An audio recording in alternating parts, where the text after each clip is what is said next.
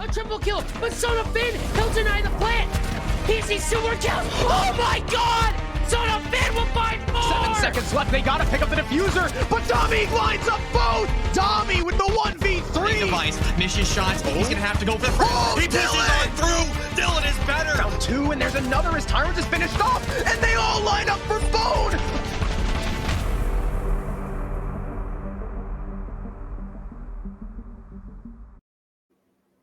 Well, hello everyone, we're here in the semifinals for SCS Season 5, and we've got a big game coming up on the horizon, Biblioteca versus Team Mystic, a long-awaited matchup, and one that'll surely keep all of you viewers at home on the edge of your seats. I'm Sticula. Joining me in the virtual casting desk here is Blue Panda for what is sure to be an exhilarating night of Siege action.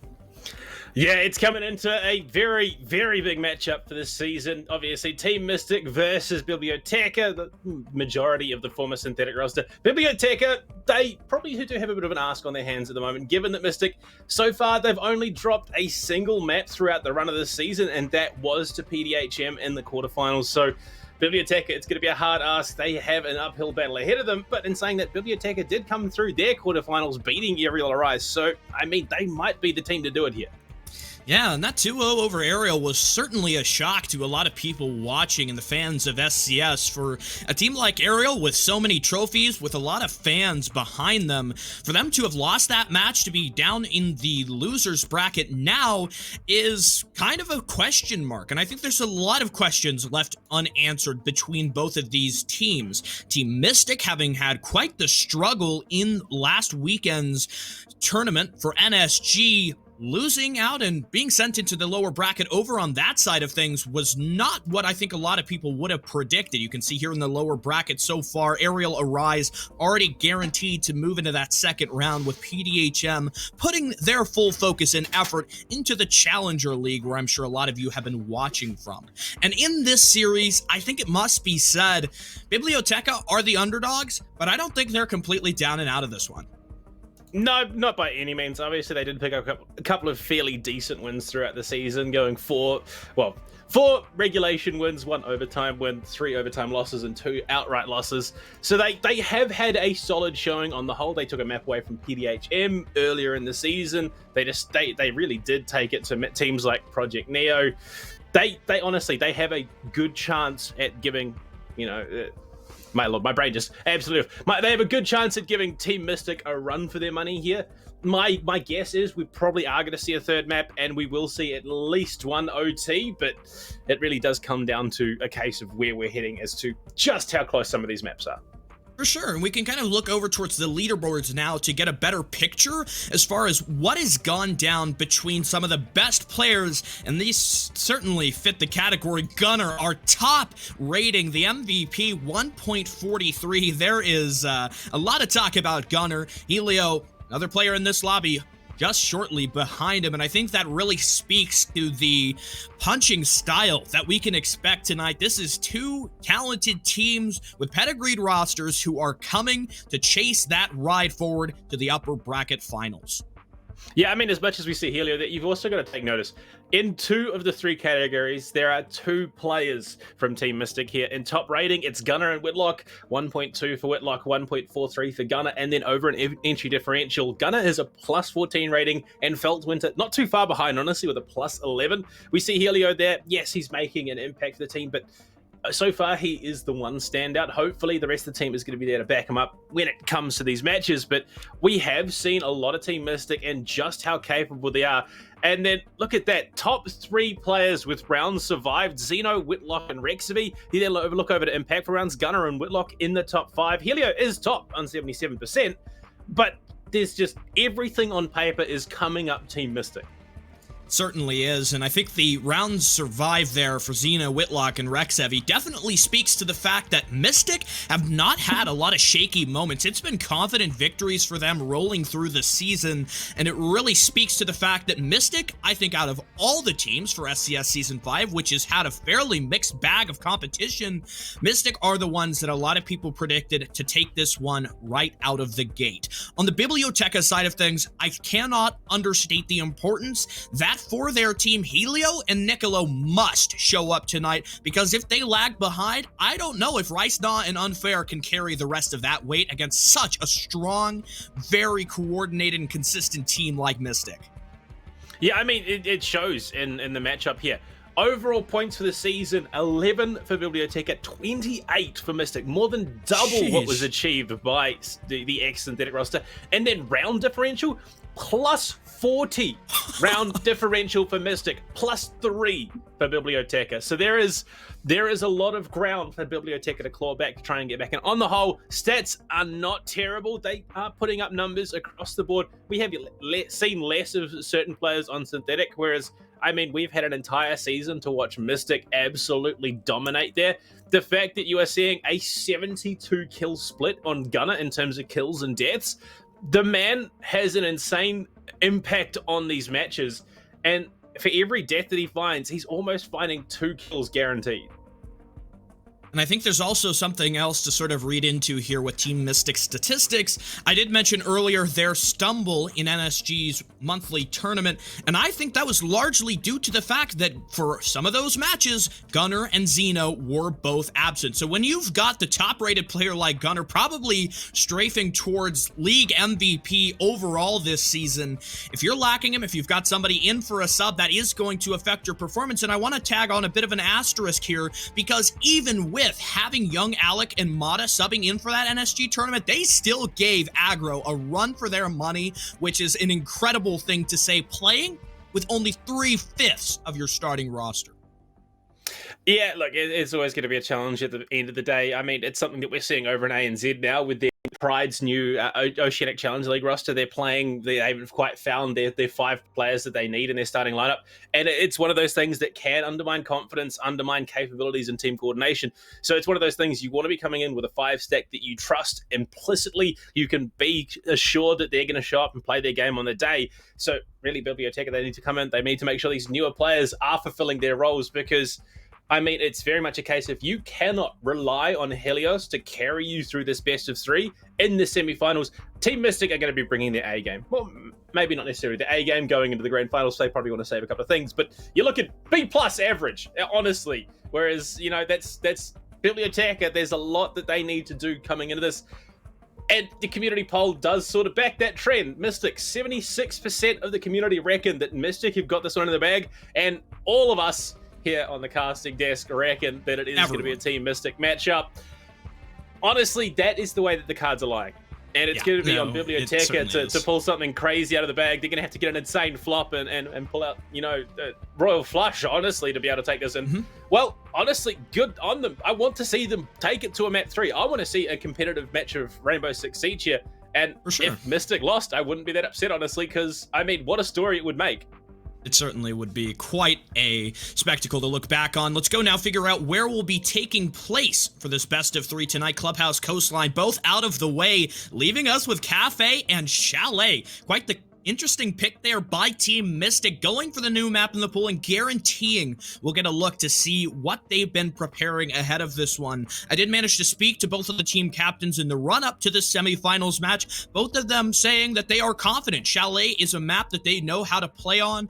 And something else to weirdly talk is Chalet being picked by Team Mystic over Consulate, which was available, over Villa, which was available. I think Villa probably Team Mystic's strongest map, so I wonder what them banning Villa to have Oregon be that last leg decider map really means. Maybe that's just Team Mystic saying that the last 3 vetoes in the pick there don't mean anything, because this one is going to be locked up in 2 maps short.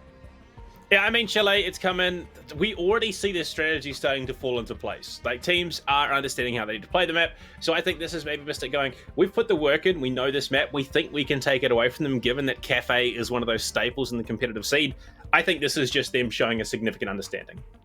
I think there's something else that I wanted to talk about here, and it's that for a lot of the community looking back towards Mystic when they were known as the Gatekeepers, there is this perception that they are ranked, like ranked, embodied as a team. They play very aggressive. They play this sort of monkey style. And while a lot of their players definitely fit that ranked bill, many of them being, you know, numerous times into Diamond, even Champion, I think what I was told by Rexevi is that they're looking to shred that old identity and move into sort of the namesake of the most coordinated and structured team inside of T3, which is, I mean, I don't know, you can really take that as you want. Maybe it means that they're sort of developing more of that coordination and chemistry, but I think playing that more sensible style of Siege will help Team Mystic be a little bit more consistent and rock steady. However, for a long time, it's that unpredictability that has helped Team Mystic really beat a lot of teams to the punch. And sort of when you get in the lobby, the game can sometimes be lost already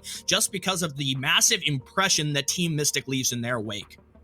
Yeah, I mean, this is one of those tournaments where you can begin a dynasty, especially in Tier 3, especially with a team like Mystic who are looking to establish themselves as a Rainbow Six powerhouse moving forward. The further they go into, you know, their competitive experience, and well, I mean, they can look to pressure on from there. But we have confirmation that we are getting ready to go into it here. Stickula map number 1, Kafe Dostoevsky up here first. And, well, with Biblioteca starting on the attack, Mystic on the defense. Operator Bands will play at least some role in how this match plays out, but Mystic starting on the defense, that's got to feel comfortable for them. Lou, I've got a bit of a quote for you to chew on as we roll through the operator vetoes here. Rexevi says, "We expect no other than for them to try to catch us off guard and swing more than usual, to try to take out players early on, to throw us off of our play style, mainly aggression, definitely the expectation out of Biblioteca from the eyes of Rexevi." He says if they're going to go about that style of Siege, all it'll be doing is building up stats for Gunner, Thoughtwinter, and Whitlock, which is quite the statement here, and maybe that means the Team Mystic coming into this know what they want to play for, could be a little bit cocky. I think that's the one problem here. You cannot underestimate Biblioteca just because they are a new team. This full 5 roster has been playing together for a long time, and that chemistry can really count for something. Yeah, I mean, it's a bold statement, equating your opponents to nothing more than kills on a stat sheet. That's some big talk, and hopefully they can back it up here, because it really would be a shame if they weren't able to. Kafe Dostoevsky, we're seeing the bands coming in hard and fast. Hibana, Thatcher, Valkyrie, and Mira to round things out. Nothing crazy out of the ordinary. We are going to see pretty much what is considered standard, although on the board still, you're looking at Nomad. You're still looking at that flank watch, which is going to be available here to Biblioteca. So Mystic, they're going to have to be playing heads on a swivel roaming. I would imagine we're probably going to see a bit of a duo roam as well, just so they can enable those frags to come out for the defense. Our cocktail heading up first. You've got Goyo in play, which is definitely going to help more of those extension-focused setups. Aruni in the way as well, an operator that we've sort of become a little bit more used to. Having those laser gates can definitely punish teams that try to wait to do their effort until the very last minute. Sometimes that can coordinate, or that can describe Biblioteca, but one of the big points that they've been practicing towards and working on is establishing more of a consistent sort of round play-by-play, how they go about things, not, trying to do everything at the start and then getting distracted or dismantled by a strong and capable Team Mystic defense, but also making sure that you aren't stalling out, you aren't kind of falling into a back spiral and going too slow, because both of those situations, moving too fast or, kind of being the turtle here, that could be a huge problem. Mystic are always ready for those mistakes to try and exploit them to their advantage. Yeah, I mean, like, if there was one perfect way to describe Team Mystic, it'd be like judo. They just work against their opponents by utilizing those mistakes that are made and absolutely abusing them. So, yeah, definitely Biblioteca. They have to be playing heads on a swivel. Any mistakes here will probably be dealt with swiftly and rather aggressively. But with all things considered, at the moment, the setup, it's looking good upstairs, exactly as you would expect on this bomb site. Aggressive setup as well, with that Goyo opening up those long angles, ready to contest. Honestly, I want to see a pretty consistent take. I want to see them get control of the second floor, threaten from below where they can. Nah needs to be hitting those frag grenades onto Cocktail. Otherwise, it's just utility that's wasted. Yeah, I mean, that would just be pointless. You want to make sure that your utility is used in a well-advised fashion. Niccolo for the rappel, go for an easy pre-fire, try to land a few shots through the rotate there at Tarps, but no bounty. in the start here for the Ashes, what I would call a sneak play. Already air jabs aplenty there at the red stairs, making sure that there are no flanks, doubling down and double tapping that flank route, even tossing a drone there as well. Biblioteca with some excellent fundamentals on the first round. Red wall open, there's the avenue to push forwards, but you're going to be constantly worried about what nitro cells might lurk below. That's always a huge problem, but Whitlock only holding one for his team, so there is a little bit of a lack here, and Biblioteca are aware of the threat nitro cells could constitute from below, already setting drones pre-placed inside of the train room. Really like what I'm seeing so far. The intel is covered in almost every facet for the Biblioteca offense. There's a lot of things that need to go right here for Biblioteca at the moment. Helio just watching from that piano window, trying to catch out Felt if he can. And what interesting positioning there from Gunner and Felt. This doubling up on the same angle. But Niccolo, he might be pushing in. He might find that avenue. There's a lot of stall tactics. Nitro sell out, not going to find much of anything.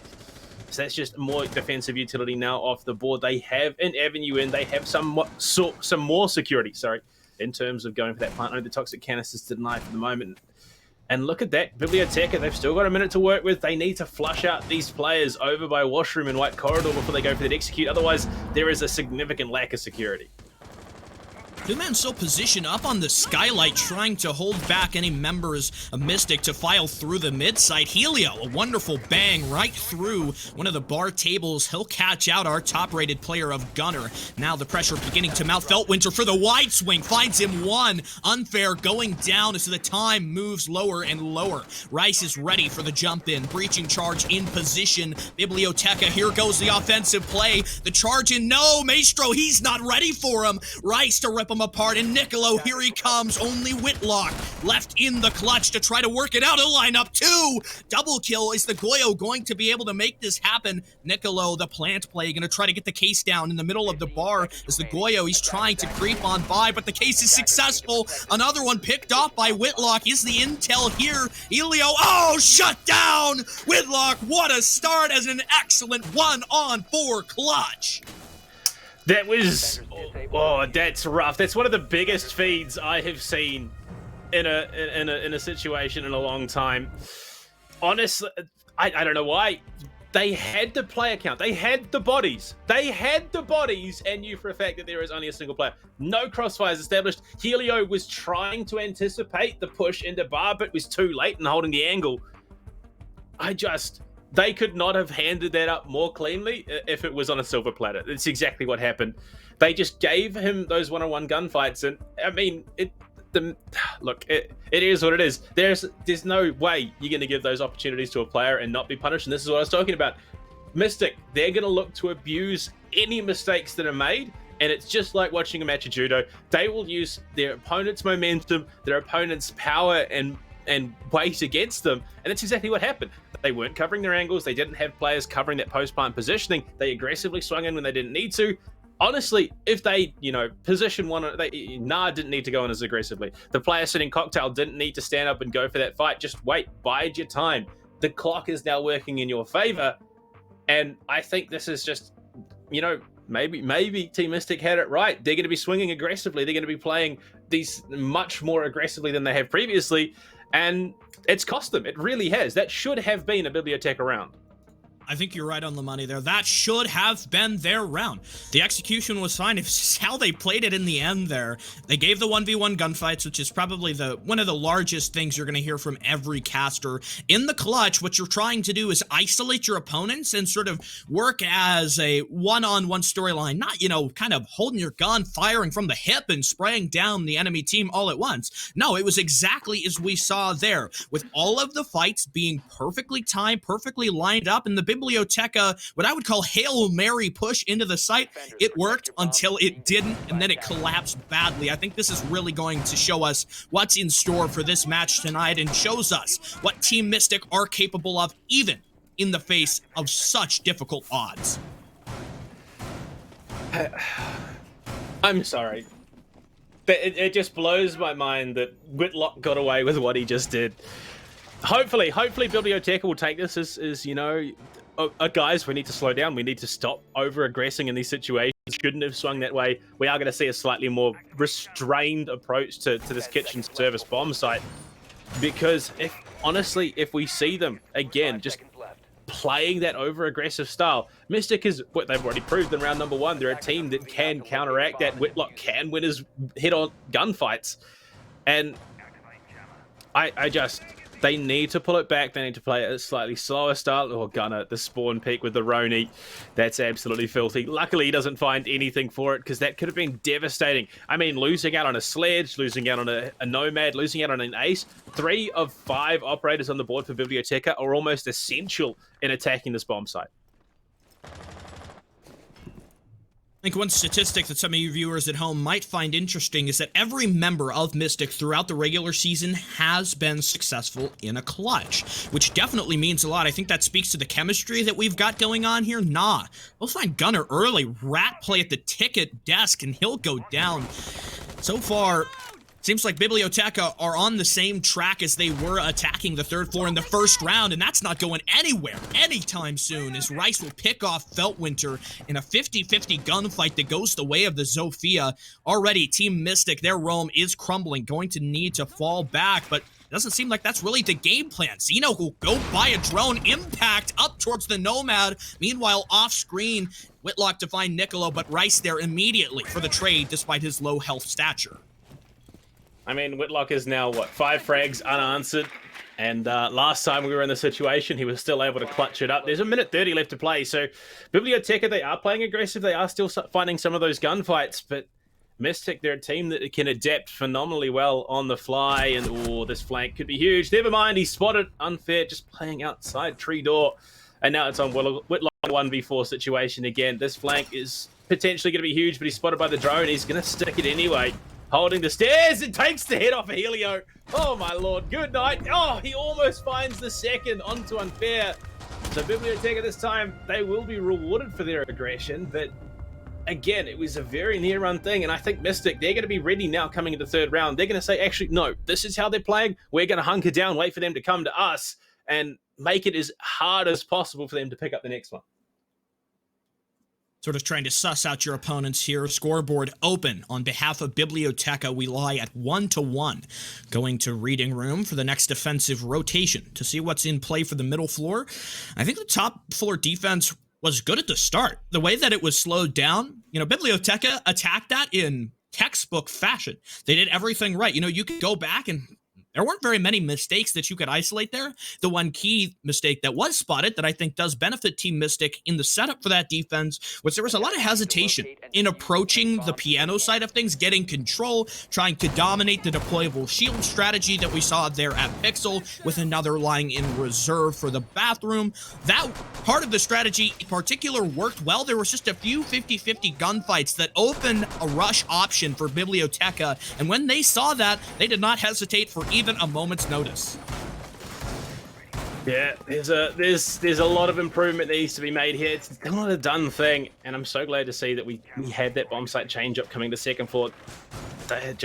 The majority of Mystic were wiped out, not even remotely close to the bomb site in that last round. So I think this is a bomb site that is going to be a little bit more forgiving with that play style. They're bringing in the Frost as well as the Malusi for this setup. It's a bit bold, but they've also paired it with the Mutant Mozzie, which means there's a significant lack of information that is going to be available here for Biblioteca, and that's where those... I just saw another attempt at a spawn peek by Feltwinter, I believe. No, it was Gunner this time, playing on the piano windows. Look, I admire the aggression on the defense, but when you're playing against a team who have said that they're going to come in hard and fast, and I mean, you've got to be very, very quick with those spawn peaks, because the rate at which Biblioteca are getting, not necessarily into the building, but onto the building to get in position to go in, is very, very rapid. Keeping up that momentum can sometimes be a very difficult thing to accomplish. So arbitrary, It's all about the objective that you keep at the forefront of your mind. Currently, the objective, kind of get the intel to see what's going on here for the top floor hold. Plenty of utility developed, already holes being open to try to slow down your push inside piano. Unfair DBNO'd. Is Gunner aware? He sure is. The Nitro sent out for the confirm, as Gunner will avenge the 2 opening deaths he has suffered so far this Kafe, and really stomp on Biblioteca's momentum. Now it's up to the trade game of our attackers to see if they can recover this position and move forward with the assault. Well, at the moment, this is the first round where Mystic have found the opening gunfight, and onto unfair as well. That makes it significantly harder. They're going to have to go in through those conventional avenues, run in through pillar door, into reading, potentially even come in the backside, maybe even go for that plant and fireplace, but Whitlock holding down that pixel angle might slow things down. Feltwinter felled himself in the middle of bar as Helio again stepping up, finding the big frags. Niccolo there as well, trying to contribute, and they are locking down this third floor. Gunner, he's going to get one back at least, and Nah going down. Helio going down to Whitlock as well. Key players on this chessboard for Biblioteca taken out early, and this is looking even better for Mystic now. Whitlock seemingly aware that the attacker's net still lies up here on the top floor. Niccolo to transition, wonderful shot. He'll peel off the head of Whitlock, allowing his team a little bit more something of effort here in the round to move forward. Still a defensive holdout. Rexevi waits behind his shield as Zeno stares, making sure that he's always aware of what might be going on the opposite end of the objective. Niccolo further, he'll creep around the corner. The intel could be lacking, but if the Ash doesn't check this, she might be unaware. He'll go for it. Pre-fire is there, shutting down Rexevi. Back into a 2-on-2, but such a choke point here for Rice. He'll have 2 gun barrels nearly traced on him, and now they know for certain the lifeline will go out in the Zoe to adjust her position as Niccolo lingers above the hatch, waiting to drop down. The opportunity is denied. One-on-one now. Does the Zoe know it? She might not. Zeno, he's ready for it at the corner, but Rice, oh my! He'll get it! An excellent clutch. Biblioteca, this game living up to the hype in the biggest way possible. Wow, that's just, the aggression is just seemingly paying off round after round so far for Biblioteca. 2 in a row, kitchen and reading both being denied here. And Rice on the entry on that Zofia, finding the big frags at the end to close it out. They are just reading into every single thing that Mystic are trying to do. Niccolo had every idea that we saw Rexevi behind that bar and cocktail. And the way that they're approaching this, it should not be working. It really shouldn't, because there are so many ways to counteract it. But the momentum that Biblioteca have built up and they are riding right now, Mystic just seem to be flailing on the back foot. That's not something terribly too common for Mystic to be in a struggle. As much as that first round was a lost opportunity for Biblioteca, I think Mystic's showing there was just the very same. Man advantage, plenty of control for the map, maybe just the call to fall back absent there, and, well, a little bit of an overstaying of welcome for Rexevi waiting behind the shield. I think this really shows us Biblioteca's game sense is on point, just the same as it is at such a high level for Team Mystic. The players in this lobby constitute a massive amount of experience and really lives to tell why this game is so exhilarating. So far, 3 rounds in, and we've already seen the full beret of options, and there is still so much road left out ahead of us. Biblioteca, good start for them. 2 offensive rounds accumulated and some excellent energy across both sides of the bomb. Well, I mean, the question becomes, I mean, given that this is the map pick of Biblioteca, how much more resistance can Mystic show? Obviously, we're still only 3 rounds in. There's still many more to play. Niccolo going to be the first one tagged up. And, well, that's a bit rough, but it's not totally impossible for them to bring this one back. It's not every day that you see that much health taken off the board before an actual gunfight does come into effect. But Feltwinter again, holding the same position, looking to lock down that angle. Helio on the job once again. So we are seeing an almost picture-perfect repeat of round number 1 in terms of approach, but the result may be significantly different.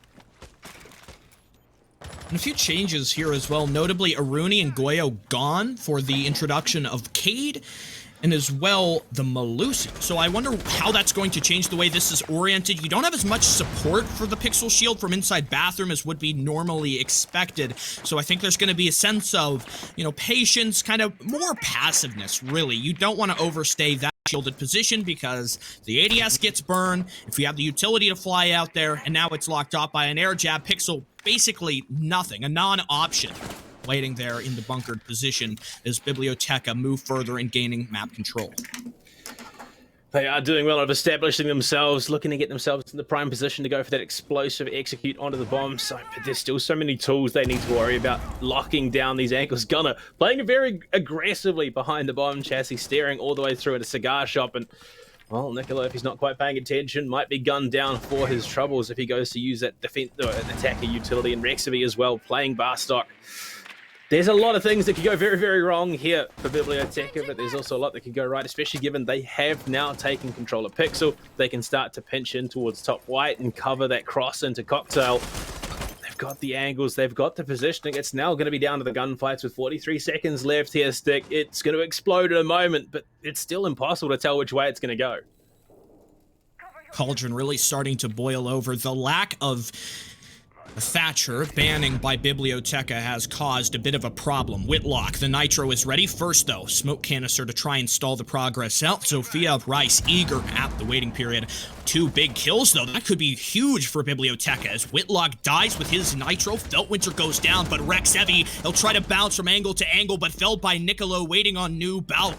Man disadvantage for Mystic, but the time is so low, they're going to have to force through. How does not win that? He'll cut down Gunner for a second and shut down Zeno as well. Biblioteca building their stance for the attack 3-1. Quite the start for Kafe.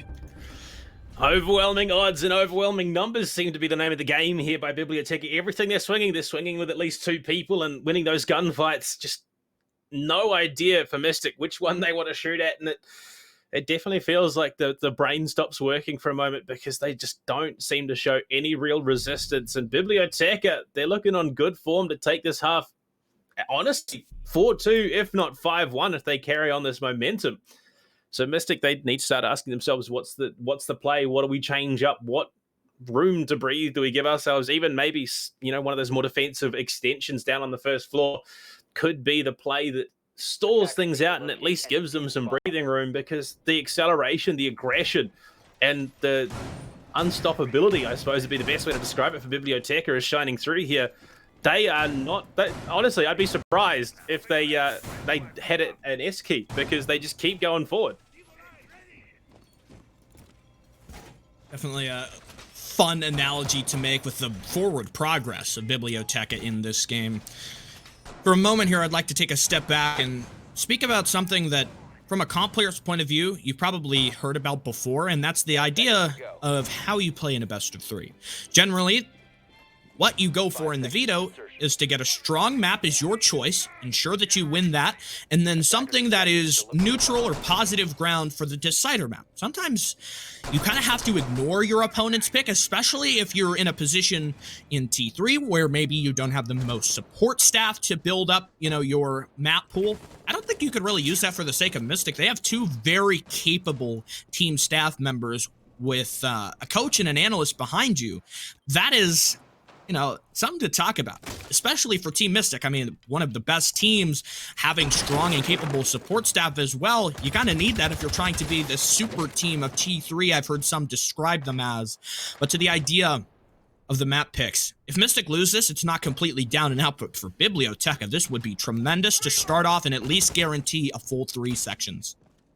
Yeah, I mean, this is definitely a case of nothing to lose, everything to gain for Biblioteca. If they win this map, it puts them in a great spot going into Chalet and then potentially into Oregon if it does get equalized. Nitro, it's a good toss from Gunner, but doesn't find anyone. Will allow him to contest this angle, but the defensive positioning from the boys on Biblioteca mean that there's no real threat, but it's Nah from behind on the rappel. And that is, that was unnecessary aggression coming out of Gunner that was punished very heavily.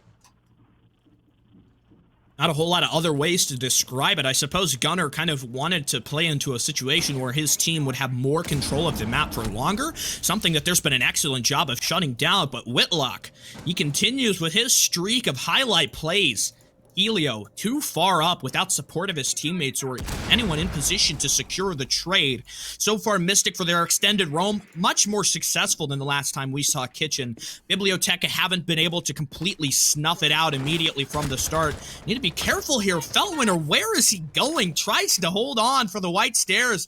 A little bit too long. He'll go down. So far, this is not the performance we usually see out of one of the strongest competitive entries. Feltwinter 1 in 5, and kind of a moment where you need to take a step back and say, going into the final round of this first half, it's time to get a better performance on the scorecard.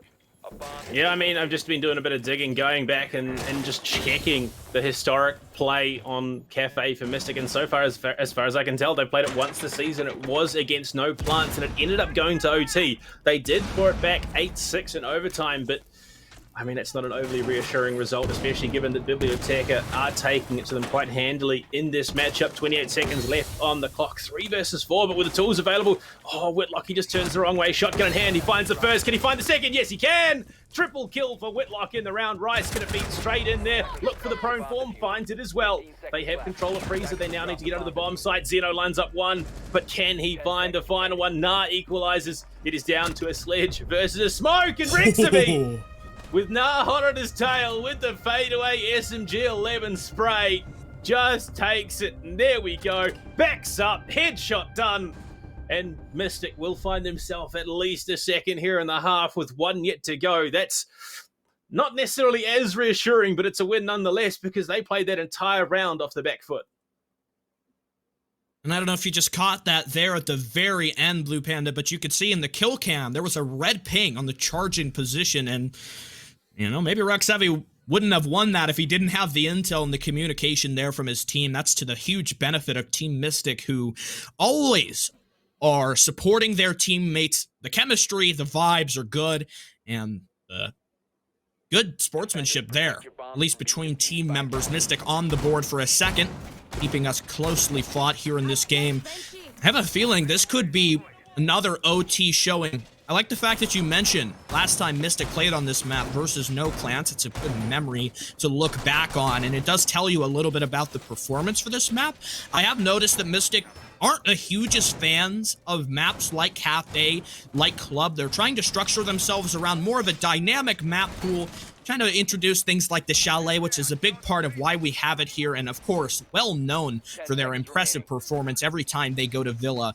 Kafe, not totally done with just yet. Let's see what goes down in the final round, the first half. Well, I mean, last time they were on this map, it was 2-5-1 attacking split, so already Mystic doubling up on their last showing here on the defense for Kafe. So hopefully this time they can at least take it 3-3. Oh, Gunner, that's an aggressive position, looking to try and contest anyone on the hatch. There's going to be a bit of time before it does go down. This is bold, to say the very least, and it's not... Oh, unfortunate. Sad there for Helios. The drone, just as he watches it himself, as it just falls back to Earth. That's got to be a bit demoralizing. But Gunner, he's still holding the... He's still wanting to contest the hatch. Nah, we'll open things up. Shot, tag, but not enough to take the head off. Early aggression matching early aggression. And, well, honestly, from the looks of things, Biblioteca may have slowed down a little bit. Not getting a little bit lucky there not to have taken the full breadth of damage, only sent about 76. I got this reverse repel, though. Unfair. He's playing it quite careful, watching for the deep angle. He'll jump off. Gunner to take the position, but the bullets begin to whiz through. Gunner needs to be careful. No reinforcement to support him on the left side of our double mining doorway as the vertical is opened up, or perhaps that was Zeno using the shotgun to create a sight line, an option for Gunner to toss his nitro cell up through the rooftop. Whatever it may be, I don't think Biblioteca members are in such a weak position that would be vulnerable to the nitro cell. Gunner, wow, tags up Rice right through the wall and almost having him there on the second burst of attention. 90 seconds moving forward. As they are getting deeper and deeper into things, Gunner's just doing work through the soft wall. Almost takes the head off of Rice. Pretty sure he just tagged him in the shoulder there, the initial spray. And, well, Rice is a little bit more hesitant in this situation. Just slowly marching on through mining and into train. Gunner's rotated all the way around. Spots the head and can't quite land it when he needs to. But with a minute left to play, they've got the tools in position to go for this execute. And the pinch needs to be coming in very effectively. Whitlock's still upstairs, might be able to find some real damage on the backside if they're not aware of his positioning. They're looking to open things up. They have, honestly, some very, very solid control. And, oh, on the stairs, Rexaby playing with that 9mm, shuts down Nah. It's the first of the round, but there's still 43 seconds left to play, Stick. quiet across the battlefield at this very moment. Unfair, ready for the pre-fire swing. Oh, he'll get it, threading the needle onto Rexevi as Rice begins to march up from the bottom of the stairs. Will the Mozzie Whitlock still on the top floor be that X factor? He will. He gets Helio. Rice shut down is Unfair. He's cut down in the bomb site. Gunner with the nitro gets the confirm and a second for the shrapnel through the wall. Team Mystic to go 3-3 at the half with an excellent 2-round recovery to close things out. Right into the lap of Unfair there to confirm the final 2. Gunner, this is the form that we were expecting coming into this matchup. He's finally starting to hit his stride. We go into the half 3-3. Mystic have the best chance of closing out, and given the last time they were here, they won 5 of those, so actually 6 technically, considering overtime, attacking rounds on Kafe. This might be the momentum that they need. I mean, honestly, Attack is a very, very solid side for this team, given, interestingly enough, that their defensive win rate is actually higher than their attacking win rate by about 5%. They still perform phenomenally well in the attack, and, well, given that we're going to Kitchen first, there's a lot that could go wrong here, but the aggressive nature which Mystic do like to play, unpredictability was the way that you described it best. They could blow this round wide open. There is sort of a little bit more of a semblance of urgency and to define your identity when you're on the attack, because the defense, they get to get their strategy together, deploy it on the map, and then wait for the attackers to walk into the angles that they have kind of decided early. So for Mystic, they kind of have to look at the strategy first, which is a whole nother game to be able to quickly analyze the strat on the fly, to look at it, you know, as more than just the sum of its parts, and to be able to change that quickly into a successful IGL strategy. I'm sure on behalf of Rexevi that Mystic are well prepared for this, given how many matches that they've played in, and for Whitlock and Felt as well, them being so experienced, I think adds this extra bit of glint to their capableness as an attacking duo, having a lot of coordination, a lot of history playing together, more than just the experience, but also knowing how your teammate is going to perform historically. So far, Feltwinter, I think, kind of needing to work a little bit better, because this has not been a hot first half, especially for some of these Biblioteca rounds where you're having Feltwinter or you're having Gunner get cut down without much of anything to say. That's changed for Gunner a little bit here in these last few rounds, but Feltwinter still lagging behind somewhat. Oh, early utility used there to create a rotate for Nicolo, but it's not to open up on a Rexevi. Hard breach down. At least Gunner will trade back onto Rice. Nara's is still outside, so they know that he is going to have to run in through white. They at least have an approximation of that positioning to try and deal with it should they need to. Nicolo playing in bar stock at the moment. If Weltwinter can find this frag, if he can blow things wide open, give them that security on the top floor, but it's Gunner to find the next. Nard does fall. They had that inkling. They had that information. Nicolo just pulls off the angle at the worst possible second. Pings are there. It's going to be communicated out, and Whitlock in a great position. Catches out Nicolo, unawares from reading. And now they can start that vertical up. And Unfair and Helio. Helio has to go for a big flank here to try and shut things down, but with a significant lack of support, this is a very disjointed defense. This is really make or break here for Helio. Ready at the waiting. Breaching charge deployed. He'll react to this. Air jab launched. Oh, that's such a dangerous spot to be. Helio, he's got to back up, but he will manage to dive around the air jab. Is Unfair. The site is completely clear of defenders. The case, however, awkwardly has not yet been recovered. Still sitting inside laundry, or I think that actually might be outside the building on the snow balcony. I don't know why it hasn't been recovered, but it seems as though Mystic are going to attempt to win this by elimination. That could cost them dearly. If Biblioteca hide away from the site and force Mystic to chase, getting a few frags here or there, that could be so problematic, and it'll all come down to what intel is where. Are Mystic, in understanding of what's going on here? Unfair, there he goes, coming up from the brown stairs, shoots the air jab. Cleared off. Is it recognized? I don't think so. I don't think Mystic are quite aware that Unfair is sneaking through the red hallway completely behind the ranks of the Mystic attack. He'll creep through spots 1. Careful, trigger discipline, but you can't be careful when it's Whitlock you're fighting against. Unfair. He's closing in at the ready. He'll get it. Grenade to fall, but an instant trade by Zeno. Excellent team play, but Whitlock money down from beyond the grave to get Zeno and Helio. The case is recovered, trapped inside freezer. Helio to pick off one. Can he find the second? Oh, the potato! Helio makes it happen. Biblioteca, what am I witnessing? Now, in round number 1, we saw Biblioteca hand around over to Team Mystic. Now, in the opening round of the second half, we've seen Mystic at least give love back to Biblioteca. Look, Whitlock, yeah, I didn't think he did. Honestly, that was an interesting interaction there from the frag. I didn't see the animation. Look, Siege is a weird and wonderful game some days, and sometimes that is just how the game goes. But it is a round picked up by Biblioteca to open the half. And, well, now we've got to move on, carry on, and it is what it is. Now, though, we head up to the third floor stick. This one, it's been a bit of a tenuous road. Last time we saw it, it did go the way of Biblioteca. That time on the attack. The opening round, it went the way of the defenders with the defuse plant in the 1v4 situation. Hopefully, Mystic don't let it go there again. But with the tools on the board, Rooney, Clash, Smoke, and Malusi, they are going to be doing what they can to stall out this Mystic aggression. You gotta kind of stall it out at some point. That was, I mean, such a weird round.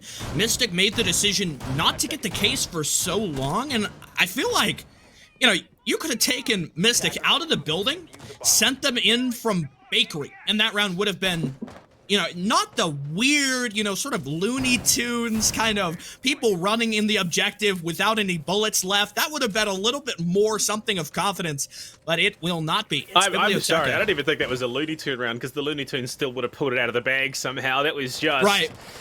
It would have won, but through perseverance, and, you know, so I guess in that situation, it would have been kind of Biblioteca or maybe the Roadrunner, and I don't know if you think where I'm going with this, but anyway, Whitlock for the middle floor control. He's got the intel. What is Rice doing at bottom white? I guess it doesn't matter, because he finds Feltwinter 1 in 7. I got a feel for Felt. You know, the rest of his team is playing at their kind of expected rates, but Felt is just no luck. Hey, look, at least he's not going full super at the moment. He's got 1 kill, 1 assist. He's not James Bond, or did you just see that? Air jab. I don't know if that was intentionally positioned under the cocktail window, but no, it was outside. It was at head height as well. So, I mean, just these little things that aren't working for Mystic. Potentially some minor/major tilt coming into play here. But, I mean, we're lucky he's still alive. He can still do his job. And look at that, Rexavy playing on the cocktail window. Might just be able to snake that pick away onto Hanar, who's playing around Con. But no, not going to back into the angle. Not going to give it up just yet. They need to be hitting some of these big shots and getting this round wide open. Whitlock might be looking for an A play from below. No, it's going to be a Gemini instead. I was confident, and then I was wrong. Lost contact. Almost a bit of a scare there for Nas. The replicator charges right into view. An unorthodox attack strategy here for Mystic, where the primary focus is not on the complete west side, as we've seen the attacks for this third floor objective go so far. Plenty of utility being tossed in. Grenade up to the top of the stairs. The player there is saved by an ADS. Wow, Whitlock. Great headphones there. He'll hear Rice sneaking up. And meanwhile, one thing the defense doesn't hear is Rexavy, who has managed to get the plant down, hiding at the bar table. Nicolo for the jump up manages to get Rexavy. The diffuser now in uncertain territory. If they can charge over here and deny the rooftop play, this might be an option to try to go for the sneak play. Whitlock, he's out of position. Nah, covered by the smoke canister. They're sensing the desperation here, and it all goes awry. Biblioteca, oh no, what a round 2. Pulled like a rabbit out of the hat. They had 2 operators running frag grenades. They had the plant down. I don't know. Look, I don't know what's going on with Mystic. I don't know if they just want to go to Chalet and take the win there, but this is a far cry from what we saw them last time on Kafe.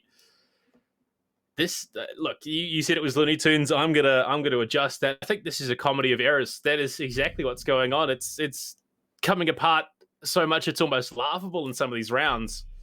They went for the plant. They didn't have the security whatsoever in terms of enabling that. Then the clash still on the board shut down any chance of Whitlock actually getting a clear line of sight, let alone the kill.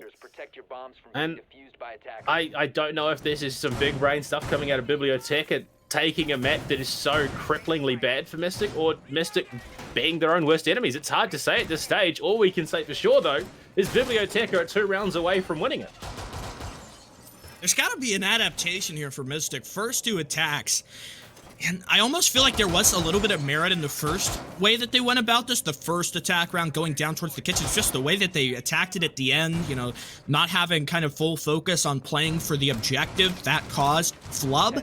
Second round looked ugly. Buck is in play. You know, he's an option that's open here. Mystic could have brought the Buck, because that was pretty much the Kafe Buck take. Send him with the skeleton key to get control of reading with a teammate and a drone. After you do that, open up the floor inside Cocktail, so in the event that you get a case planted in the northeast corner of Cocktail, you have that available to cover from below, rather than having to dive into the window while being slowed by a clash. Yeah, look, it was rough to watch, that much I can say for myself anyway. I don't know about you, but it's not at all how I expected that to play out for the side of Mystic. They got the plant down, and then they just wander and get the defuse with no chance of Mystic actually able to cover. I mean, no one went below. They had options, they really did, and now Mystic are going for a straight hatch drop. Again, back to that aggressive style of approach. It's straight sprinting towards washroom. They're going to be able to get that open. Now there's a player rotating in behind. Can they find the frag onto it? Gunner does find unfair, so a great start to this round. Smoke off the board early, but Nicolo is there. Can he refrag out? That's the question. I don't know if this is necessarily Mystic coming in with a slightly different approach, or they're giving into their tilt, but it's aggressive, it's fast-paced, and it's something that could be capitalized on by Biblioteca. I don't like what I'm seeing so far. Definitely don't like that. Nicolo charging forward, and Rex has support for his teammate Gunner, who was occupied by a frag. Bryce having an awful amount of trouble, but Whitlock, he's sort of in trouble as well, as he takes a big bounty of damage off by that nitro, but is managed to pull away and save his life before this gets any worse. Mystic attacking in a much different way, but what has so far been comparatively more successful.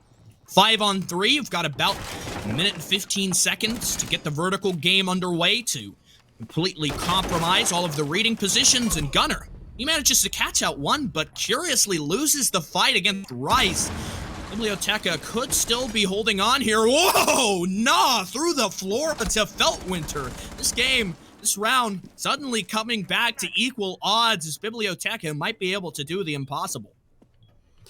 Yeah, no, it would appear that the frag equalizes, and once again, it's Mystic. They start strong, they look weaker in the middle game, and now we find ourselves in a position where you've got 1 full health player, that's Zeno, on the board for Mystic, and 2 tagged, 1 very, very tagged in the form of Whitlock. Bryce will fall. Zeno finds that one, at least taking one of those big threats off the board. Rexy just pulls off the angle at the last second. Nah, in from behind. Lets them slip through once again. Gemini gets in, gets that information. Reveals the positioning of at least one. They're still upstairs with 17. Stick, this is going to go the exact same way. 15 seconds to go. You can't let this happen. The time is low, and the health pool could be benefiting Biblioteca. The charge in Helio. Oh, Whitlock, he spots one. What are you peeking? But Helio makes it work despite the brazen play. Biblioteca looking on fire. 3 rounds in a row to kick off the defense. And Mystic can't get anything done to close out these attacks. Exactly the same way. They find themselves in a position which should have been favorable, and then it just crumbles. And now Biblioteca, they're 1 round away from taking their own map pick and sending us to Chalet, which, I mean, I would have to hope that this is not the intention of Mystic to you know, come into Chalet, win that one out, win Oregon as well. But no, this is subpar. That's the best way to describe it. This is not the Mystic that we expected coming into this matchup. And again, I can't say it's Mystic underperforming or Biblioteca overperforming what we expect to come into this matchup and undermining not only their confidence but their mental game as well, because Biblioteca, they have not missed an opportunity. seems like kind of the dilemma behind these rounds. It'll start off, maybe it looks good for Mystic. They go 1-for-1 on a trade and then gain some map control off the back of it, but towards the mid round, it really starts to peter out, and then, time gets lower and lower. Mystic make a decision on what they're going to execute from, who's going where, and then it just falls apart from the seams. 6-3, Biblioteca advantage on match point, looking to close this out in a scoreline that most would attribute to excellent Mystic performance, were this to be the other way around, but so far that has just not been the case. Spawn peek attempt. If Niccolo gets this one, you gotta be saying it, but Gunner is ready. They'll rip him apart. He was well prepared for that, in Biblioteca ill-advised in the aggression. They do get one off the board, but again, we've seen them in this position before. Nah as well, going for the aggression from White Stairs. They've had these advantages before. We've seen it, and they just haven't been able to capitalize, haven't been able to translate that into a victory in any significant way. So hopefully, just maybe that's the key. Maybe that's their avenue back into this. But at the moment, Mystic, they need to win 3 on the fly. Can't drop a single round. Otherwise, we're heading to Chalet from snow to snow. But this is not at all what you expected coming into this matchup. Mystic, they really have let opportunities slip here. Game of unexpected so far. Nitro in pocket for Na. He's got the angle lined up, ready. The drone will go past. It's Helio. Trades blows in fighting the vertical game. Nitro sails up, nearly takes down Feltwinter, but he's still alive with bank of health. But the trade is there. The fall off from Biblioteca. They return to the walls of the site, knowing that their goal of stalling the clock, of burning utility, and almost eviscerating 2 Mystic members, it's been largely accomplished. Feltwinter sitting at below 25. For Whitlock to still be at 100, I think that bodes well. He's got grenades at the ready. You have ADS burn for Zeno, but there is no ADS from Biblioteca, who have a bit of a different look at what a composition is on a Kafe defense. The approach has got to be, I don't know what it has to be. It has to be better. It has to be confident. Maybe, Mystic just taking that aggression dial and ripping it off. We'll have to see how that plays out as the clock begins to eclipse the 60-second mark. Another Nitro thrown out as Feltwinter trying to open up these vertical angles. Dangerous game that he's playing, given how low the health is for him. But with 53 seconds left, it's a powder keg here with 4 players left on either side. Health advantage, though, going the way of Biblioteca. Utility advantage has to be going their way a little bit more as well, given that there's still, Surya Gates in play. Rice still has those impacts. Not that he should really need them in a heads-up gunfight, but it could be enough to finish off the likes of Feltwinter if they're not paying attention. Unfair falls, shot through those vertical angles once again. Feltwinter doing big damage here to try and equalize the 25-ish left to play. They need to blow this wide open. They're not giving themselves a lot of time, and with the angles that are being covered currently, Mystic might find themselves running into a meat grinder. Rice going to be tagged up, put on the ground now. Felt finds himself another one from those vertical angles, playing them huge. Nah from the backside, catches Zeno. They're looking for more. Whitlock finds Helio. It's all down to the Mozzie player. Sprayed down. Felt falls with 5 seconds left to play. Rexby has to get this plant off, has to make it a big one so they can control this post-plant positioning and get the round going in their favor so they can bring it back to OT. But Nah has been a particularly solid gunner, just needs to find a pixel, and it's something that he can utilize. Has no idea where those attacking players are. It's not every day that you see a defender attacking a bomb site like this, but with no information, no real room to play with, he's got to go and take those gunfights and take that defuse as well. Stick, I think maybe just Mystic might be able to keep this one alive a bit longer. It would be a real disaster if this round went any other way than Mystic in a closeout. A couple important notes to talk about there. Mystic, I think, played that as well as you could. Passive, not peeking any angles, not, shuffling around or swapping haphazardly from angle to angle to give any sliver of audio to Biblioteca and for Na in the clutch. As well for the Iana to have bailed off, Whitlock going to play above. Yep, that's what'll get you the round. Playing it passive, sitting around the case. Mystic's objective play has been atrocious so far in the 3 rounds that preempted that kitchen showing. But finally, they managed to get the case down and stop the losing streak that they had been on since the end of the first split. Clash brought out is a curious turn of events here for Biblioteca in their bar hold for what has so far been a very gunfight-driven game. I mean, it was pivotal the last time they played this bomb site. Whitlock might have had the angle to deny the defuse, if not for unfair cutting it off. This setup, honestly, the fact that Biblioteca have been able to get away with this setup and play these aggressive angles and not been punished by Mystic up until that last round is curious. I mean, it's the first round that they've dropped in this half. The defensive setup from Biblioteca has been nigh flawless, and you can see it reflected in the frags. Rice, Helio, and Nah all hitting double digits, where it's just Whitlock and Gunner. And Feltwinter 3, 2, and 9 right now, being heavily shut down, hasn't really found any momentum. Honestly, if this round it carries on the way it did last time we saw the third floor, I wouldn't be surprised if we're heading to Chalet soon. Well, whatever it may be, we'll be getting there eventually. Chalet is guaranteed, which makes me a very happy man, considering the caliber of these teams has shown to be exceptional so far, and I think it's going to be an important learning experience for, us as talent, for Biblioteca, newer team, beginning to establish themselves. You kind of have to play Chalet eventually. You're not going to be able to avoid it. Did Felwinter just shoot his drone? Quite possibly, which is interesting given that there is no Mozzie on the board. So, I mean, look, the mental barbs are definitely there for the moment. Feltwinter, you'd have to imagine, is struggling in the mental department at least a little bit. 3, 2, and 9. It's not a position you want to see your Ash Jaeger player in at all. Well, first minute burn, a lot of utility dump trying to clear out. Oh, they missed the Surya gate. And look at that, unfair. Hey, look at the angle he's playing. He's trying to get close so that if a stun goes off, it doesn't burn the gate. This is some big brain stuff coming out here from Biblioteca, and Mystic, from the looks of things, might even just have to give up this push because it's not working. Yeah, this is seriously creative stuff. The gate is burned.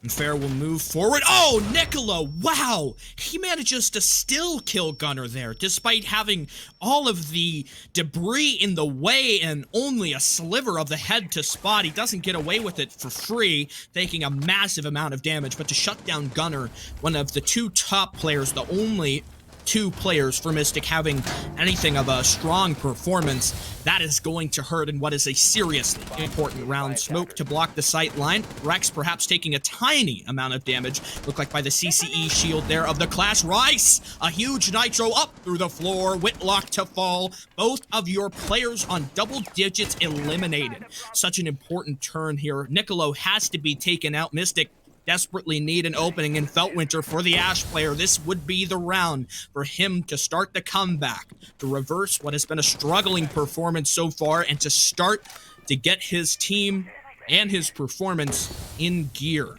This is just Mystic. I don't know if they really have a solid understanding of what they'll do here.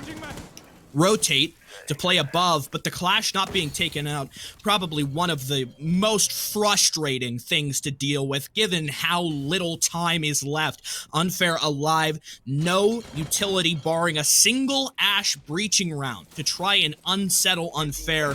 Zeno's gonna recognize this, but two players go down. So 1 on 5. Zeno will find a single one, but that's all he'll get. Biblioteca, 7-4 closeout. I mean, disappointing is probably the best way to describe that. It's not at all how we expected this map to go. We expected it to be far closer, at least, as it was. I mean, it just could not be anything further from the case. The rounds that were won largely on the back of misplays, but I mean, glaring mistakes made there from Mystic, and hopefully going into Chalet, it's something they can reconcile and change up their approach. But I mean, Biblioteca, they now have the safety net. If they win Chalet, they're on through the final, on through the bracket. They're looking solid going into the later stages of playoffs. But Mystic, I mean, this is not the same level of play we saw out of them in the group stage. It really isn't, and I think it really sets us up in a great spot. Mystic, if they have a solid grip of how to play on Chalet, that gives them the route back in here for what would be a 2-1 comeback. Something that I want to bring up here, I spoke a lot about the NSG tournament. Mystic have been in a similar position quite recently. Mental dispatching, losing one of the first maps that they played to Dan's team. You might know Dan, popular commentator, popular content creator inside of the Rainbow Six scene. They got destroyed on the first map, and so kind of needed to take a step back and play more of a sweaty game. That they did. Mystic managed to accumulate 2-round comeback, 2-map comeback even from there on, sealing the series 2-1. So hopefully they've got that mental fortitude here in the bag, and with this map, Kafe now over and Chalet in front focus, they can take a breather and start to work on getting their way back into this fight. Yeah, and I mean, I do have to address this because I know Twitch chat will be going off. Oh, why is he being so mean? This is you know, Mystic. This is not the performance we expected. That's not to say that Biblioteca didn't perform well. They did, but the bigger story is not that Biblioteca put out a great performance. It's the fact that Mystic really didn't show up. Biblioteca, they've played a great game. They have been able to capitalize on these mistakes, which gives them a huge boost going into Chalet. But Mystic, they are the team that everyone expected to show up today. They were the one that expect teams. 76% of the community said Mystic are going to win this, and then a showing like that, there's got to be concern. So Biblioteca, I mean, yeah. I'm excited to see them go into Chalet. I'm keen to see what they bring, but Mystic, they're looking rough. They need to bounce back in a big way, and Chalet could be the one that allows them to do it. With the map 1 now over, we're going to take a look at the statistics and kind of have to take a glance at the ugly truth that has been Kafe. Feltwinter 0.4. That is not the performance that we usually see out of him. He's a show-stopping player. Feltwinter has incredible mechanics, has a lot of experience. He should know how to play Kafe, but I guess this first map just was not his day. On the side, Biblioteca, and it looks like business as usual. Unfair, rounding out the bottom of the scoreboard, 0.73. Nicolo and Helio, both players that we highlighted. Nicolo not having the best game, but still sitting above players like Rex and Zeno over on Mystic. And I think the big point we got to talk about here is that star next to Na's name. He showed up 1.52. Yeah, I mean, we talked about it coming into this. We could, you know, Biblioteca, they couldn't just rely on Helio solely to carry this, and the rest of the team needed to step up, and that's exactly what happened. Na and Bryce went absolutely huge and did a lot of work to carry Biblioteca over the finish line. So they are putting in the hard yards, and that's something that Mystic need to be concerned about. They need to adapt to the play style that Biblioteca is bringing. Very aggressive, very consistent, but the way that they're doing is that they're doubling up. They're playing dual swings on some of these angles, and that's why they're winning the trades. So going into Chalet, they need to change up their approach. They need to get their heads back in a position where they can actually contest this map and aren't fully tilted. But, I mean, look, I'm beginning to believe that maybe Biblioteca, I'm beginning to believe that maybe the 24% had it right. Well, that's certainly something. As you mentioned, this was a first exciting match, and as a result, we've got to take a step back, go refill our water as we prepare for Chalet. But with that said, do not go anywhere. Don't close this tab. The second map, Chalet, here in the SCS semifinals, coming up after a short intermission.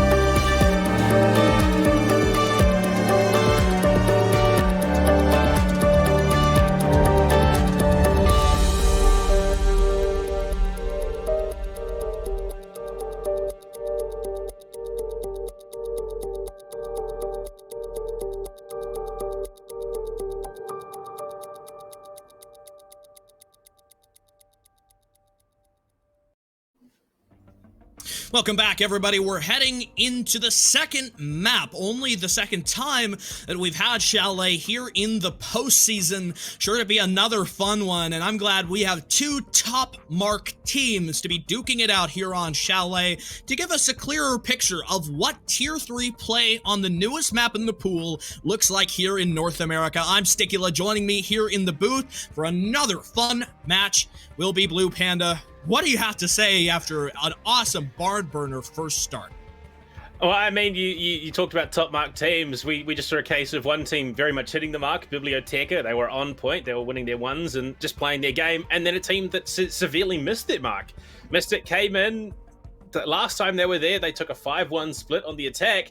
And they picked up one round on the attack this time. So, a wholly underwhelming performance. Hopefully they can bounce back here on their own map pick. So, Chalet, it is pretty new, but a lot of teams have figured out the majority of ways to play this. You're looking probably some quite consistent office master bedroom holds, and there we go. We're going to be jumping straight into it. As picturesque as this map and scene is, it's about to get pretty hectic, pretty bloody. The gunfights will erupt momentarily, and operator bans are going to be a key indicator of just how this matchup will go. Biblioteca starting off on the defense, Mystic starting off the attack. And, well, I mean, if there was a time for, Felt Winter to engage and come back online, it has to be on this map. Last time we saw this map go down in playoffs, it was Nomad, Thatcher, Valken, Mira that got banned. So I wonder if we'll still see it on the offense side of things. Nomad, definitely an operator ban that is kind of 50-50. Some teams have adopted it. It allows you to play a little bit more flexible in some of your rotations on the defense, but Nomad will be left up with her air jabs as we've got the dual hard breaching threat removed.